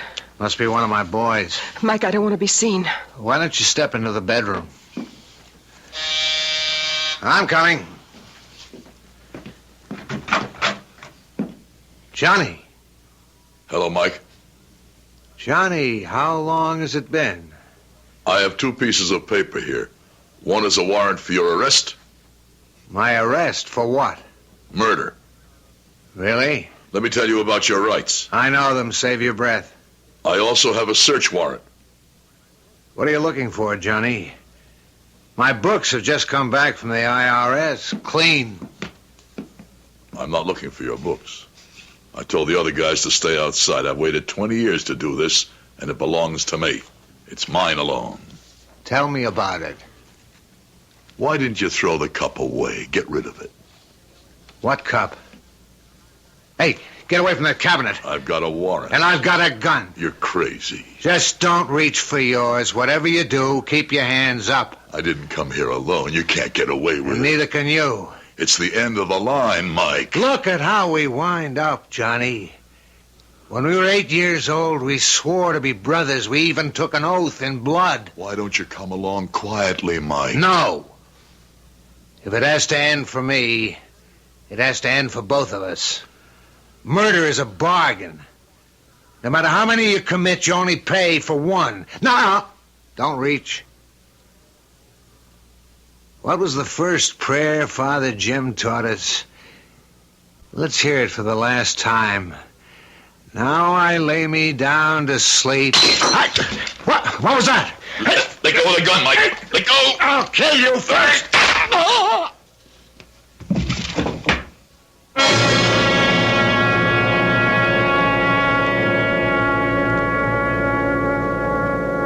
I'm home.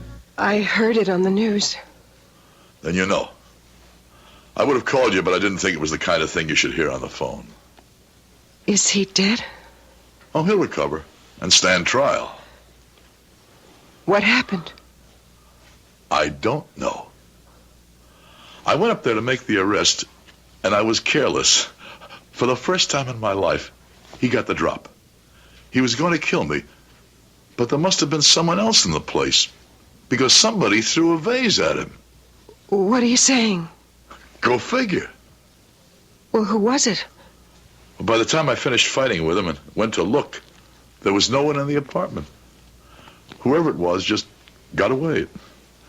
Well, it's over. No, Johnny, it isn't. Between you and me, it'll never be over. Who's talking about that? Johnny, do you ever think maybe you might have married someone else? Yeah, sometimes when you get to be a pain in the neck about something. Yeah, me too. But I never will again. I promise you, I never will again. Well, now that we've got Mike Perry, I feel as if a great weight had been lifted. So do I, Johnny. So do I.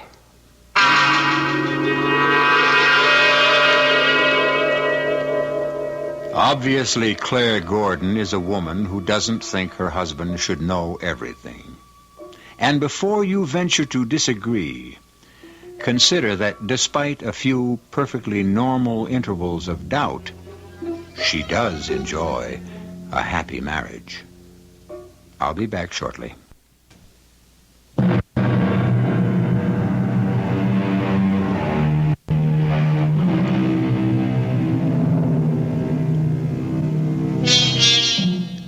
I posed a little problem at the beginning of our story. How is the child molded? What makes him the man? Two youngsters. Why does one become a ruthless killer and the other a dedicated cop? Our modern wise men study, analyze, experiment, but their answers leave us no wiser. On the other hand, the ancient wise men dismissed the problem by saying that all of us are playthings of the whimsical gods. Why isn't that as good an answer as any? Our cast included Howard Da Silva, Terry Keane, Robert Dryden, Leon Janney, and Bryna Rayburn. The entire production was under the direction of Hyman Brown. This is E.G. Marshall inviting you to return to our Mystery Theater for another adventure in the macabre. Until next time, pleasant dreams.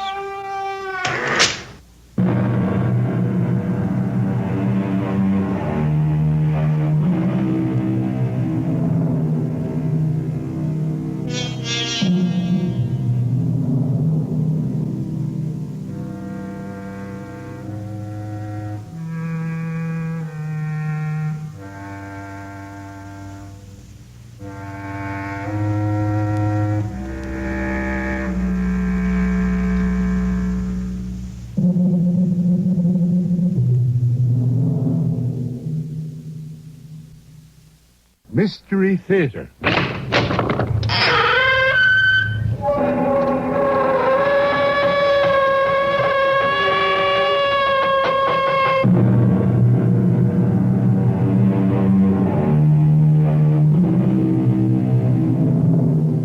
Come in.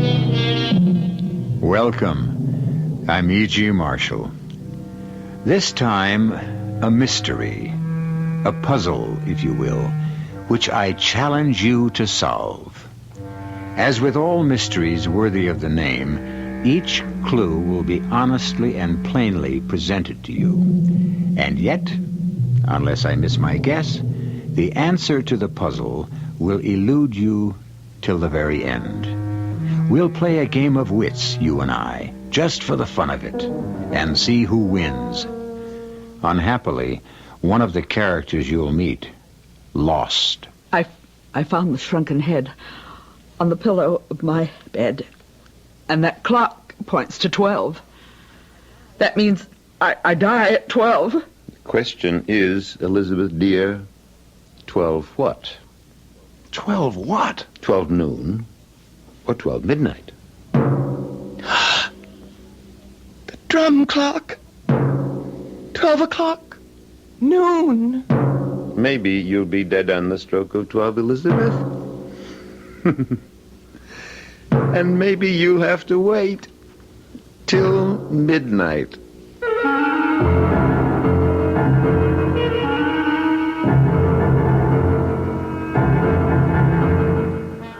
Our mystery drama, Sting of Death, was written especially for the Mystery Theater by George Lothar and stars William Prince.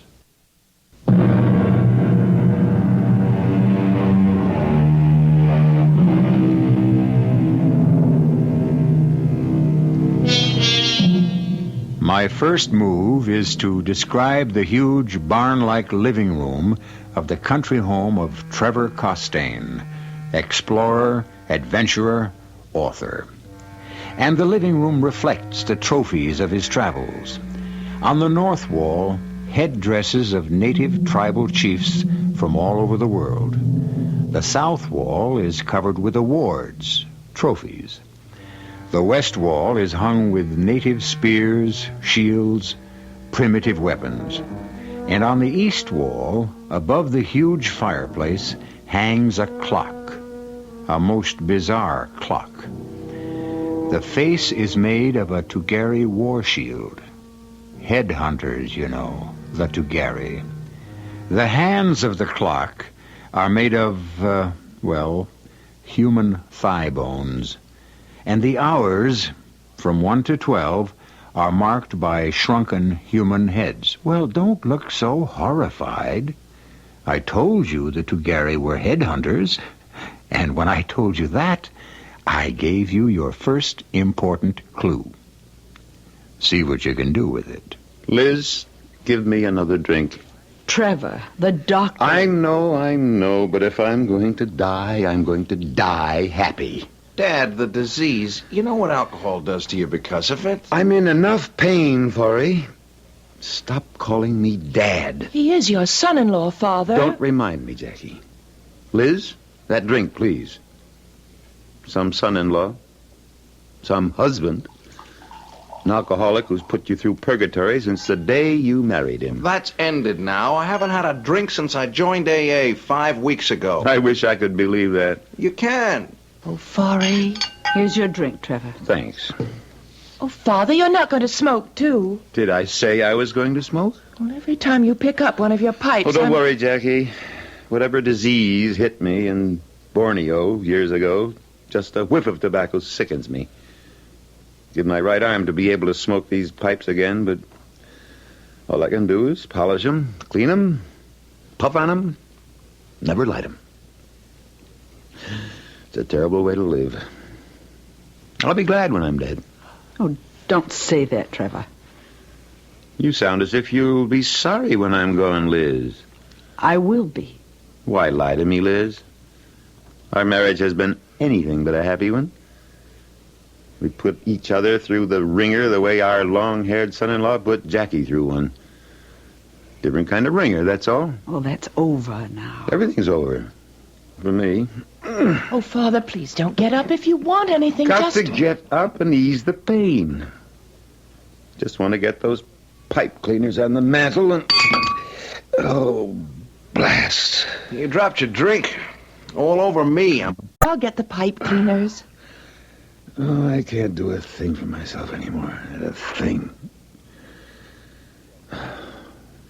Jackie, what about the divorce? Well, I've given Forey... Here the pipe cleaners. I've given Forey another chance. It's a waste of time. You know that? It's probably hopeless, but in common decency, I can't let him down. He depends on me, Father. A weakling. He's a weakling. Well, some men are. Not Rod's champion. Oh, no. I told you that. Your drink. Thanks. Raj will be here tomorrow, Jackie. Gonna spend a few days helping me straighten out my affairs. Why don't you and he try to get together? See if you can still hit it off? Father. He's the... What the devil? What? The clock. That headhunter clock over the fireplace. Look at it. That's strange. One of those awful shrunken heads is missing. The one that marked the hour of 7. Oh, Father, what happened to I it? don't know. I just noticed it was missing this minute. Look around. See if it's on the floor. Oh, if it is, I'd just as soon... Look around, I said. I can't. All right, dear. All right. Jackie, you look and see if... What, that was Forey.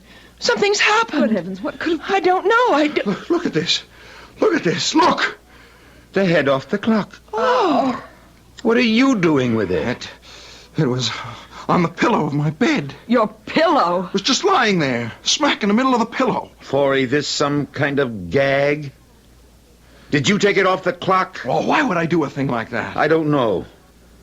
But then I don't know why you've done a lot of things you've done. Dad, I tell you, All right. We'll put it back on the clock. The hour of 7. Yeah, sure. Somebody's playing games. Somebody with a sick sense of humor. And I... Oh! Forey, what? Father! Catch him, he's falling. Forey! Get away, Jackie! Let me see. Is he... Dead? Yes. Drum clock in the hall. It's 7 o'clock. The shrunken head. The hour of 7. Forey found it in his room, on his pillow. And now he's dead. What does it mean? What?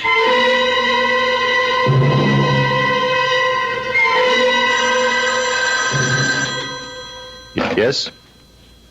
Well, this is Trevor Costain. Oh, I see. Yes.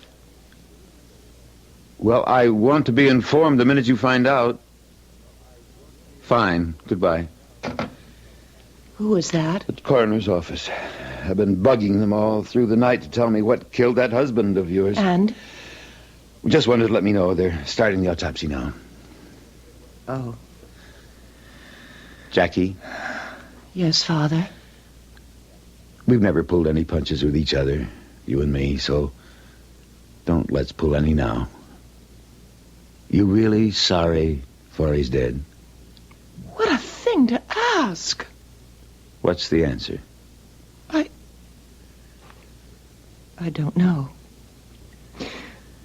Marriage to Forey was purgatory, as you said last night, but he was starting a new life, joining AA, and... Oh, it isn't fair somehow. Not to him, maybe. But it's very fair to you. What do you mean? You can do what you should have done in the first place. You can marry Roger. Oh, Father, you're taking an awful lot for granted. You love him, don't you? Yes, I guess I do, but... No buts about it. When Roger gets here... Hey, sounds like he's here. Come on. Let's meet him at the door. Are you strong enough to walk? Sure. Having a good day. Come on. Can't wait to see him. Best safari manager I ever had. Never took any guff from me either. Didn't have to. He's a fine man, Jackie. Fine man. Hey, Trevor. Jackie. Good to see you. Rod, you old son of a gun. I can't tell you how good it is to... Who's this?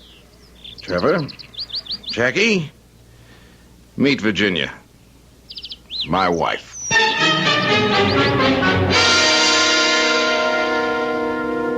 You've no idea at all what killed Forey? Well, they're doing the autopsy now, Raj. Coroner, Dr. Dodd is a friend of mine. You'll let me know what they come up with as soon as they know. Help yourself to a drink, Raj. Oh, thanks. You? No, almost lunchtime. I have to limit myself. Can't even smoke. And with 3 months or less to live. Hell of a way to go out. Oh, hand me those pipe cleaners, will you? Yeah. Here you are. At least you get some satisfaction from fooling around with these old pipes of yours. Yes. Kind of makes not smoking a little easier. You know, Raj, you shocked me when you arrived with a wife. How come? I had plans for you and Jackie. I was in love with Jackie, yes, but when she married Forey, well, that was that. Ginny's a wonderful girl, and she'll be a wonderful wife. Oh, I'm sure. Speaking of Jackie and Virginia, they ought to be back from their walk soon. It's almost... Now, what in blazes? What is it? The clock. Look at the clock. A head's missing. From 12. Now, what does this mean? Well, probably nothing at all. It probably just fell off. It didn't just fall off. And don't bother looking for it on the floor. Someone took that head off the clock, Raj. And unless I miss my guess, it means someone else is going to die. Oh, I can't believe that there's any significance. Oh, Father. Roger. Is something wrong? Jackie, your mother's still asleep in her room, worn out after last night. Better get her down here. Why? What's happened? A head is missing from the clock again, this time from the hour of 12. Oh, no. If it means another death, well, never mind. Wake your mother up and tell her to come down here. Liz, stay here. All of you. I'll handle this. Father, when did you discover this head missing? Just now. Seconds before you and Virginia came back from your walk. But, Father, you don't think it can't mean another... I'm afraid it could. Easy, Elizabeth. Trev, she woke up a minute ago to find this beside her on the pillow. The shrunken head. Oh, Mother. Oh, am I going to die? Is that what it means? That I'm going to die the way Forey did? Oh, of course not. 12 o'clock. My head is missing from 12 o'clock. I'm going to die at 12. I know I'm going to die at 12. Question is 12 noon or 12 midnight. Oh. I didn't think of that. Well, you'd better. Oh, how can you be so callous? That head. That shrunken head. You put it on my pillow. What? It would be just like you to do something crazy like this. Because you're sick, Trevor. Mother, sick. He is please. sick. I don't know how he killed Forey. Before our eyes, yours and mine. Killed him. But he did. And he's going to do it again. This time to me. Take it easy, Elizabeth. You, When? When is he going to do it? That's the only question now. The only question that interests me. When, Trevor? 12 noon? 12 midnight? I don't mind dying, but I can't bear not knowing when. Tell me, Trevor. Tell me.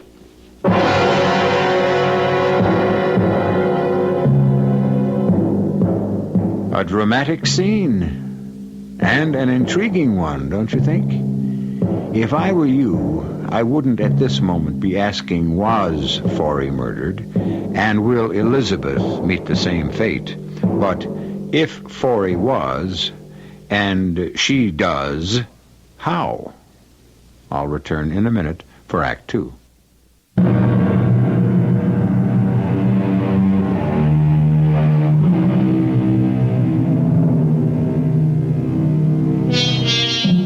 At this moment, you have all the clues you need. In fact, all the clues you're going to get, because that's all there are to answer the riddle of how Forey Prescott died. And, let's face it is murder. And who killed him? If it comes to that, who will murder Elizabeth and how? For surely she too is going to die. 9, 10, 11, 12. Catch her! She's falling! I've got her. Elizabeth? I'm all right. Oh, Mother, thank heaven you're alive. So you see, my dear Elizabeth, I didn't murder you after all. Oh, only because you mean to prolong the agony, Trevor. Now I must wait till midnight. Why? What do you mean, why? You can simply leave. Get out of here now. Yes, Mother, you can do that. I'll drive you to town. You could stay at the motel.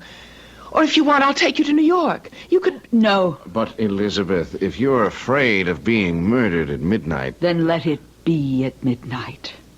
And get it over with. It's crazy. All this talk about murder. You, all of you. You're assuming Forey was murdered when you don't even know what he died of. For all you know, he could simply have dropped dead. A heart attack. Cerebral hemorrhage.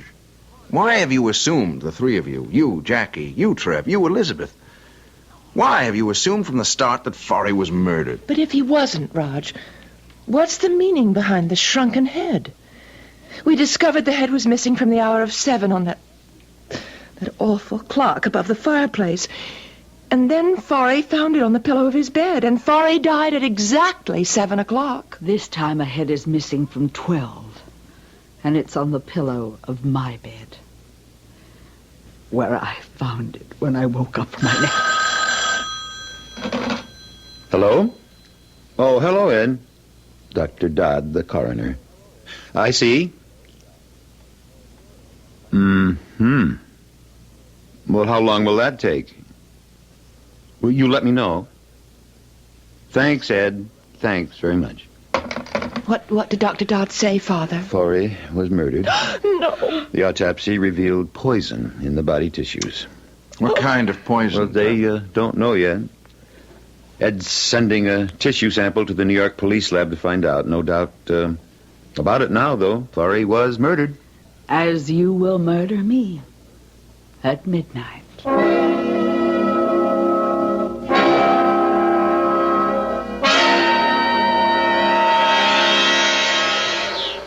Darling, let's sit down a few minutes before we go back.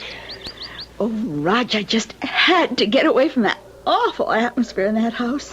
Look, sweetheart, I'll be more than happy to take you back to New York. And then come back by yourself? Oh, no. Oh, I'd be safe enough, I think. From whom? What? I'm not thinking of the murderer, sweetheart. I'm thinking of the danger you'd be in, and I'd be in from the very attractive and decidedly sexy Jacqueline. I owe it to Trevor to help him all I can with his records, papers, Lord knows what. Help him get them in order before he dies. Raj, what do you make of all this? Who do you think murdered Trevor's son-in-law? I don't know. Could be Trevor.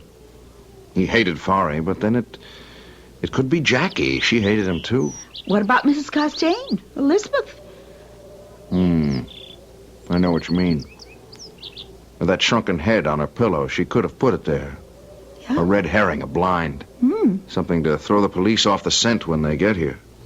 The police will come again, you think? Well, sure. I'd say all they're waiting for is a toxicology report on whatever poison killed Forey, and that can come any minute, any hour. It's almost 5. I guess we've been gone at least a couple of hours. I guess we'd better think of getting back. Jenny, you sure now? You don't want me to take you back to New York? You're a brave little girl who deserves a kiss. I'm a scared little girl, but don't let that stop you. Don't tell me what to do, Jackie. If I want to change my will, I'll change it. In fact, my attorneys are changing it right now. Well, damn it, don't look at me as if I'd done some terrible thing to you. Or maybe You misunderstood me. No, I didn't misunderstand. You're cutting Mother off and leaving your fortune to me. Why? Plain enough. I want to be sure you're financially safe and secure. Oh, no, Father. There's more behind it than that.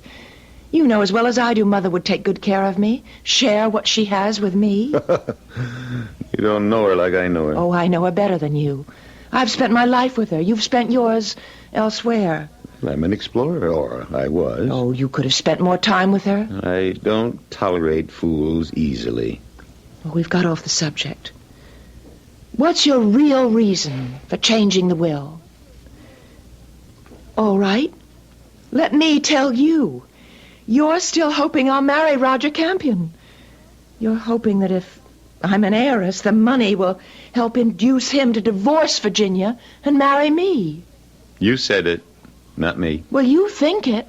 You must. I can't think of any other reason for changing your will.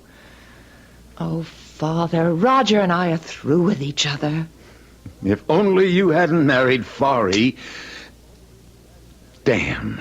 Well, if you'd put a brake on your temper, you wouldn't break so many of those pipe stems. One of my best pipes, too. Well, I have to send it for repair. I wish I could repair the mess you've made of your life as easily. All right, I made a mess of my life, but that's over now. Fari's dead, and that's over. And I mean to keep you from making another. Now, you listen to me. Roger's the man for you. He always has been. And why you didn't marry him years ago... You know why? I wanted a husband I could live with, be with. Not a wanderer like you. I saw what happened to Mother because of you. The emptiness, loneliness, and I made up my mind it would never happen to me. Fari was no bargain, as it turned out, but he stayed at home. So does Roger now. He runs his safaris from an office in New York. That disease you picked up in Borneo, it's just making you see things in a warped way, a distorted way. You're not yourself. You think it's crazy of me to change my will? It's crazy of me to hope that you'll persuade Roger to get a divorce and marry you. That what I want so much, the two people I love most in this world, should make it together. But I haven't got a prayer it'll happen. Well, it won't. I'm sorry, but it won't. It will. I want... You can't always have what you want. You're wrong. I always have, and always will. Till the day I die.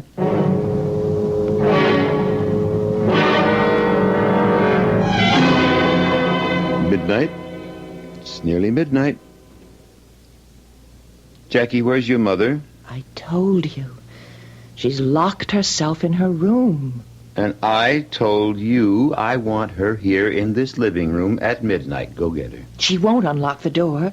She feels safer locked in her room. If you won't go and get her, I will. Weak as I am, I'll go up there and break the door down. I want her here. Give it another try, Jackie. All right. And tell her I'll come up and break the door down. And you go get that piece of fluff you married. I want her here, too. That little piece of fluff I married is probably fast asleep. And Trev, I'm not waking her. You will do as I say. She's had a rough time since we got here this morning. If I'd known what we were heading into, I wouldn't have come, let alone bring Ginny. She went to bed after dinner, and that's where she's going to stay. All right. Now, that's the one thing I always liked about you, Raj. You never failed to stand up to me. You take a lot of standing up, too. Not anymore. Hand me that rack of pipes, will you? The one with church wardens. Church wardens? Oh, the ones with the long stem. Yes.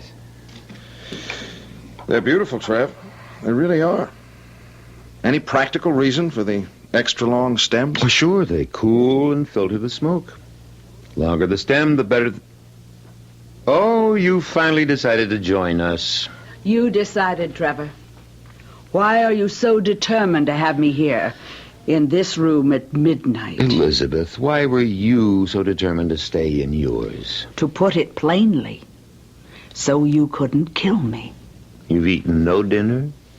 You've had nothing to drink all To cut day? down the chances of your poisoning me the way you poisoned Fari. I locked myself in my room to cut the chances down even further. But, well, here I am.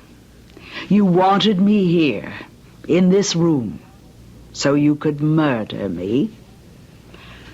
And I'm sure that when the drum clock strikes at midnight, you will. How, I don't know, but you will. It's never occurred to you, I suppose, that I want you here so I can protect you. Protect me? Is that so hard to believe? Oh, very hard. In fact, impossible. Well, less than a minute now to midnight. Roger. Yes, Elizabeth? Goodbye. I want you to know that, like Trevor, I too have always been very fond of you. Respected you. Hoped you and Jackie would marry. But I also want you to know that you couldn't have done better when you married Virginia. She's a fine girl, Roger. Just the kind of wife you need. Goodbye, Roger. Elizabeth, you're sounding as if you were going to your execution. In a way, that's what it will be. Nonsense. You're not going to die. You're standing here in this room, as healthy a woman as I've ever seen. We've let Fari's death overshadow everything, warp our thinking, make us expect death. But look around you, Elizabeth. Where could you possibly find a more home-like scene? A scene that ought to reflect contentment rather than anything else. Contentment? I mean, look around. The fire blazing in the fireplace, Trev polishing his pipe, the friendly warmth of an old house where... Midnight. Jackie. Mother? Let me hold you. Mother, you're not going to die. You I am, I know it. Elizabeth, this is nonsense. It's ridiculous. Trevor, I'm waiting. What do you mean, waiting? For you to kill me. Murder me. If I murder you, Elizabeth, it'll be the neatest trick of the week. I couldn't agree with you more. Oh, Mother. Oh, Mother! I tried to catch her, but... No. Jackie, stand back. Let me... She's dead. But how? How? One moment she was alive and the next... dead. Roger, what killed her? What killed Fari? What?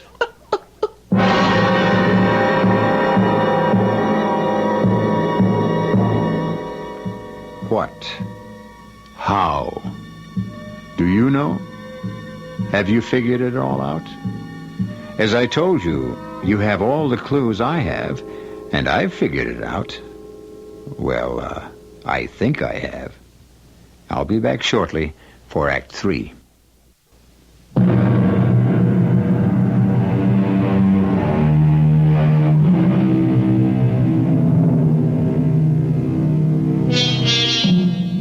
Now Elizabeth Costain is dead, mysteriously struck down, instantly killed as her son-in-law Forrest Prescott was, only the day before. Now, the following morning in the guest room occupied by Roger and Virginia Campion... No, Virginia, I've made up my mind. We're leaving. Not if you plan to take me to New York and then return here. I won't be coming back. I never expected anything like this when I agreed to help Trevor straighten out his affairs. Oh, but Roger, you're such old friends. I'm not so sure of that, Jenny. To be Trevor Costain's friend, you have to be friends on his terms. Oh, he likes me, sure. He values my friendship up to a point. But that's because I always did the job he wanted done, and I never crossed him. He must have been a hard man to live with. He hasn't changed any, even with his death only a few weeks, months away. He's still demanding and getting what he wants. He's still riding rush hour over everyone in his path. I have got a strong suspicion that that's why Forry and Elizabeth were murdered. They got in Trevor's way. Then you really think... I'm almost sure of it. Now, there are only 4 of us left in this house now. There's you and me and Jackie and Trevor. Now, you and I certainly aren't murderers, and Jackie wouldn't kill a gnat if she could avoid it. No. It's got to be Trevor. What I can't figure out is how he killed them. What's that? Well, I thought all the police had left. Oh, it's the last car heading out of the driveway now. Come on, Ginny, let's get these bags packed. I want to be heading out of that driveway, too. And just as soon as possible.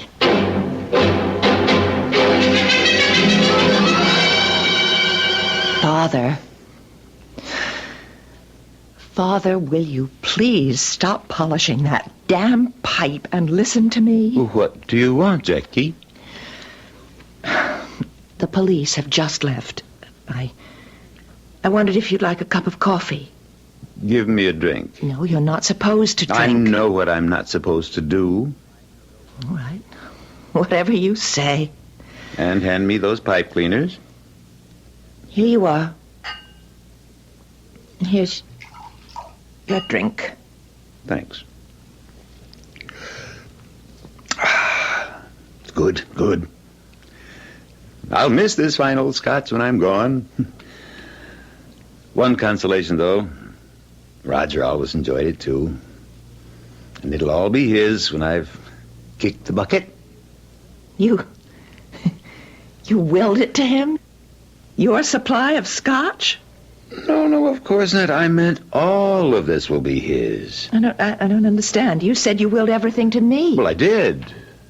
Maybe I shouldn't have said this will all be Roger's. I should have said yours and Roger's. Naturally, after you're married. Married? Father, I told you yesterday I'm not marrying Roger. For one thing, I don't love him anymore, and he doesn't love me. And for another, he's happily married to Virginia. For as long as she lives. As long as she lives? As long as... Oh, come in, Raj. Come in. Trev, Jackie. Did you and Ginny get any sleep? Not much. Dozed an hour or so. How about some coffee? It's a good idea. And what would you like for breakfast? Just coffee. You'll be okay. And what about Ginny? Coffee will be enough for her, too. We want to get an early start back to New York. Back to New York? We haven't even started on my paper, my record. I know, Trev, but... But what? Trev, if I'd known what I was walking into when I came here, and known what I was walking Ginny into, I'd never have come. Oh, yes, you would. You never disobeyed me. Stood up to me, yes. But when the chips were down, you did what you were told. I was your second in command then, and that was years ago. Oh, not so many. 2, 3... But busy years, Trev. I've got my own business now, my own life to live, and to be plain, I don't take orders from anybody anymore. Why, you ungrateful... Now, just a minute, Trev. I was more than willing to come here and spend as much time as it took to straighten out your affairs. I felt I owed you that. The least you owed me, the least. Maybe.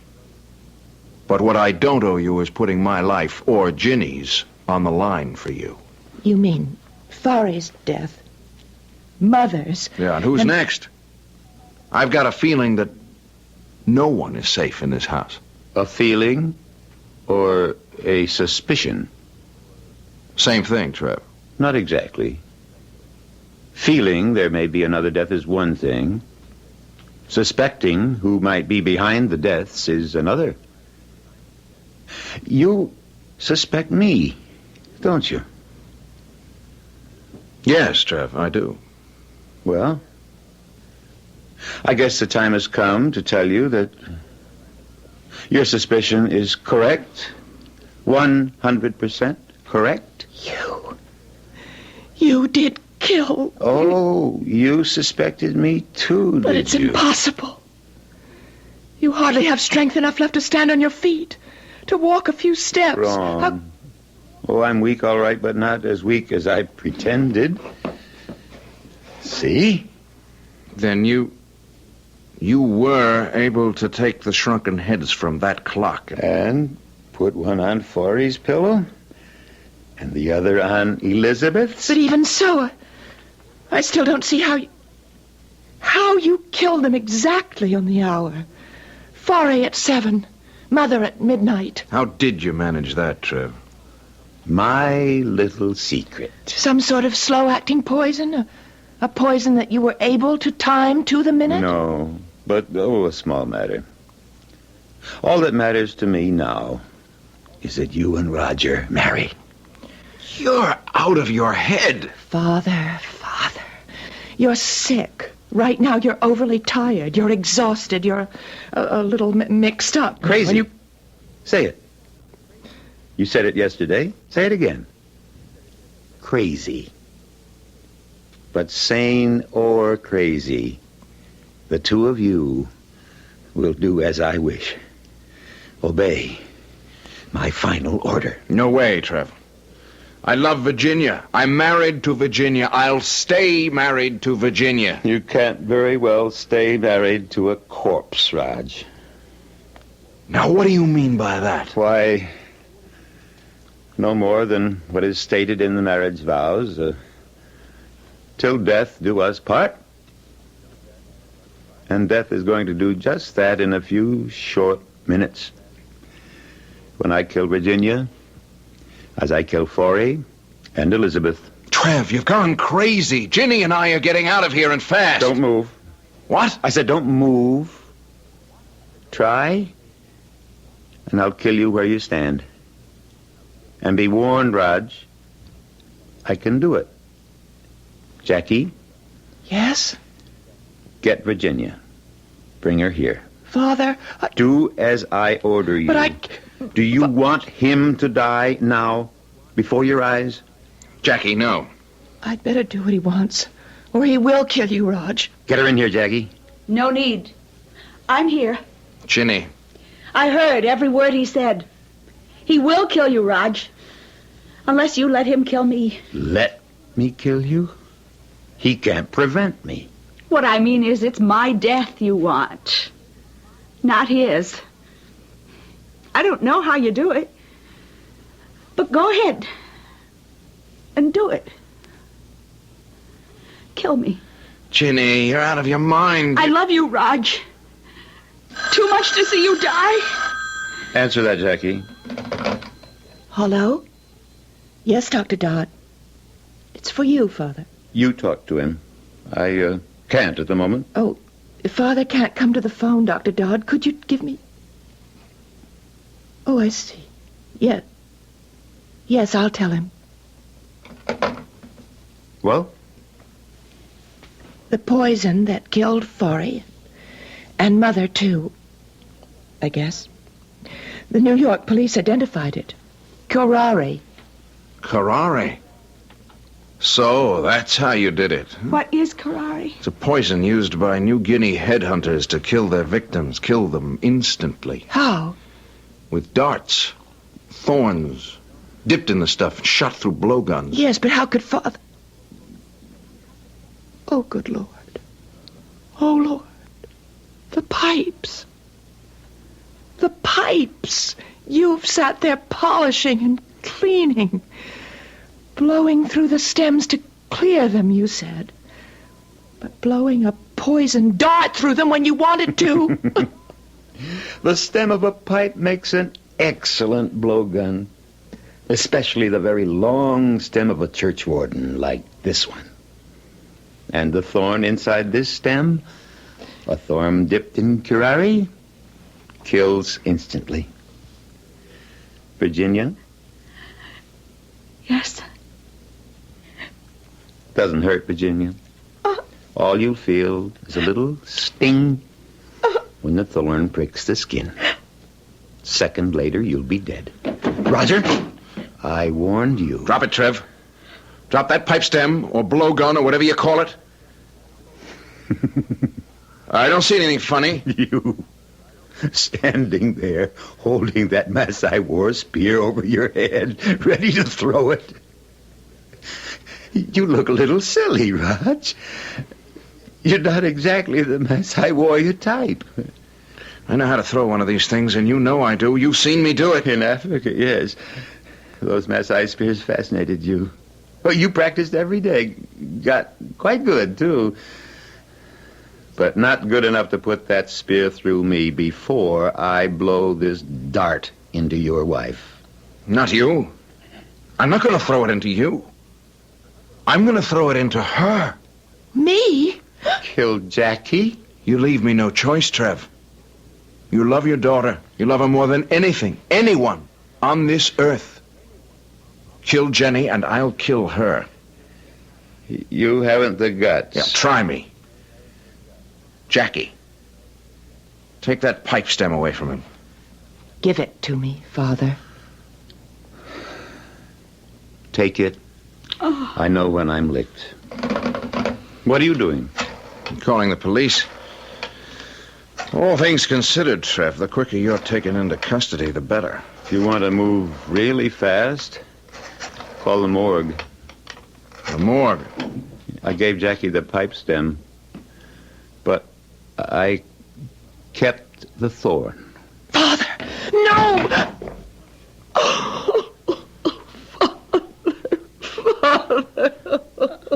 Police headquarters. This is Roger Campion. I'm calling from the home of Trevor Costain. You better send someone out here. What? No, it's not another murder. Suicide.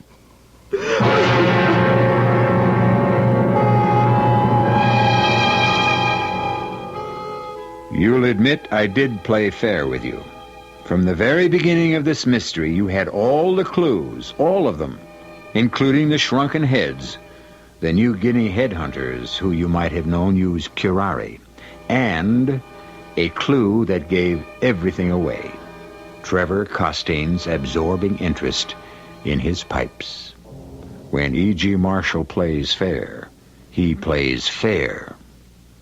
I'll be back shortly.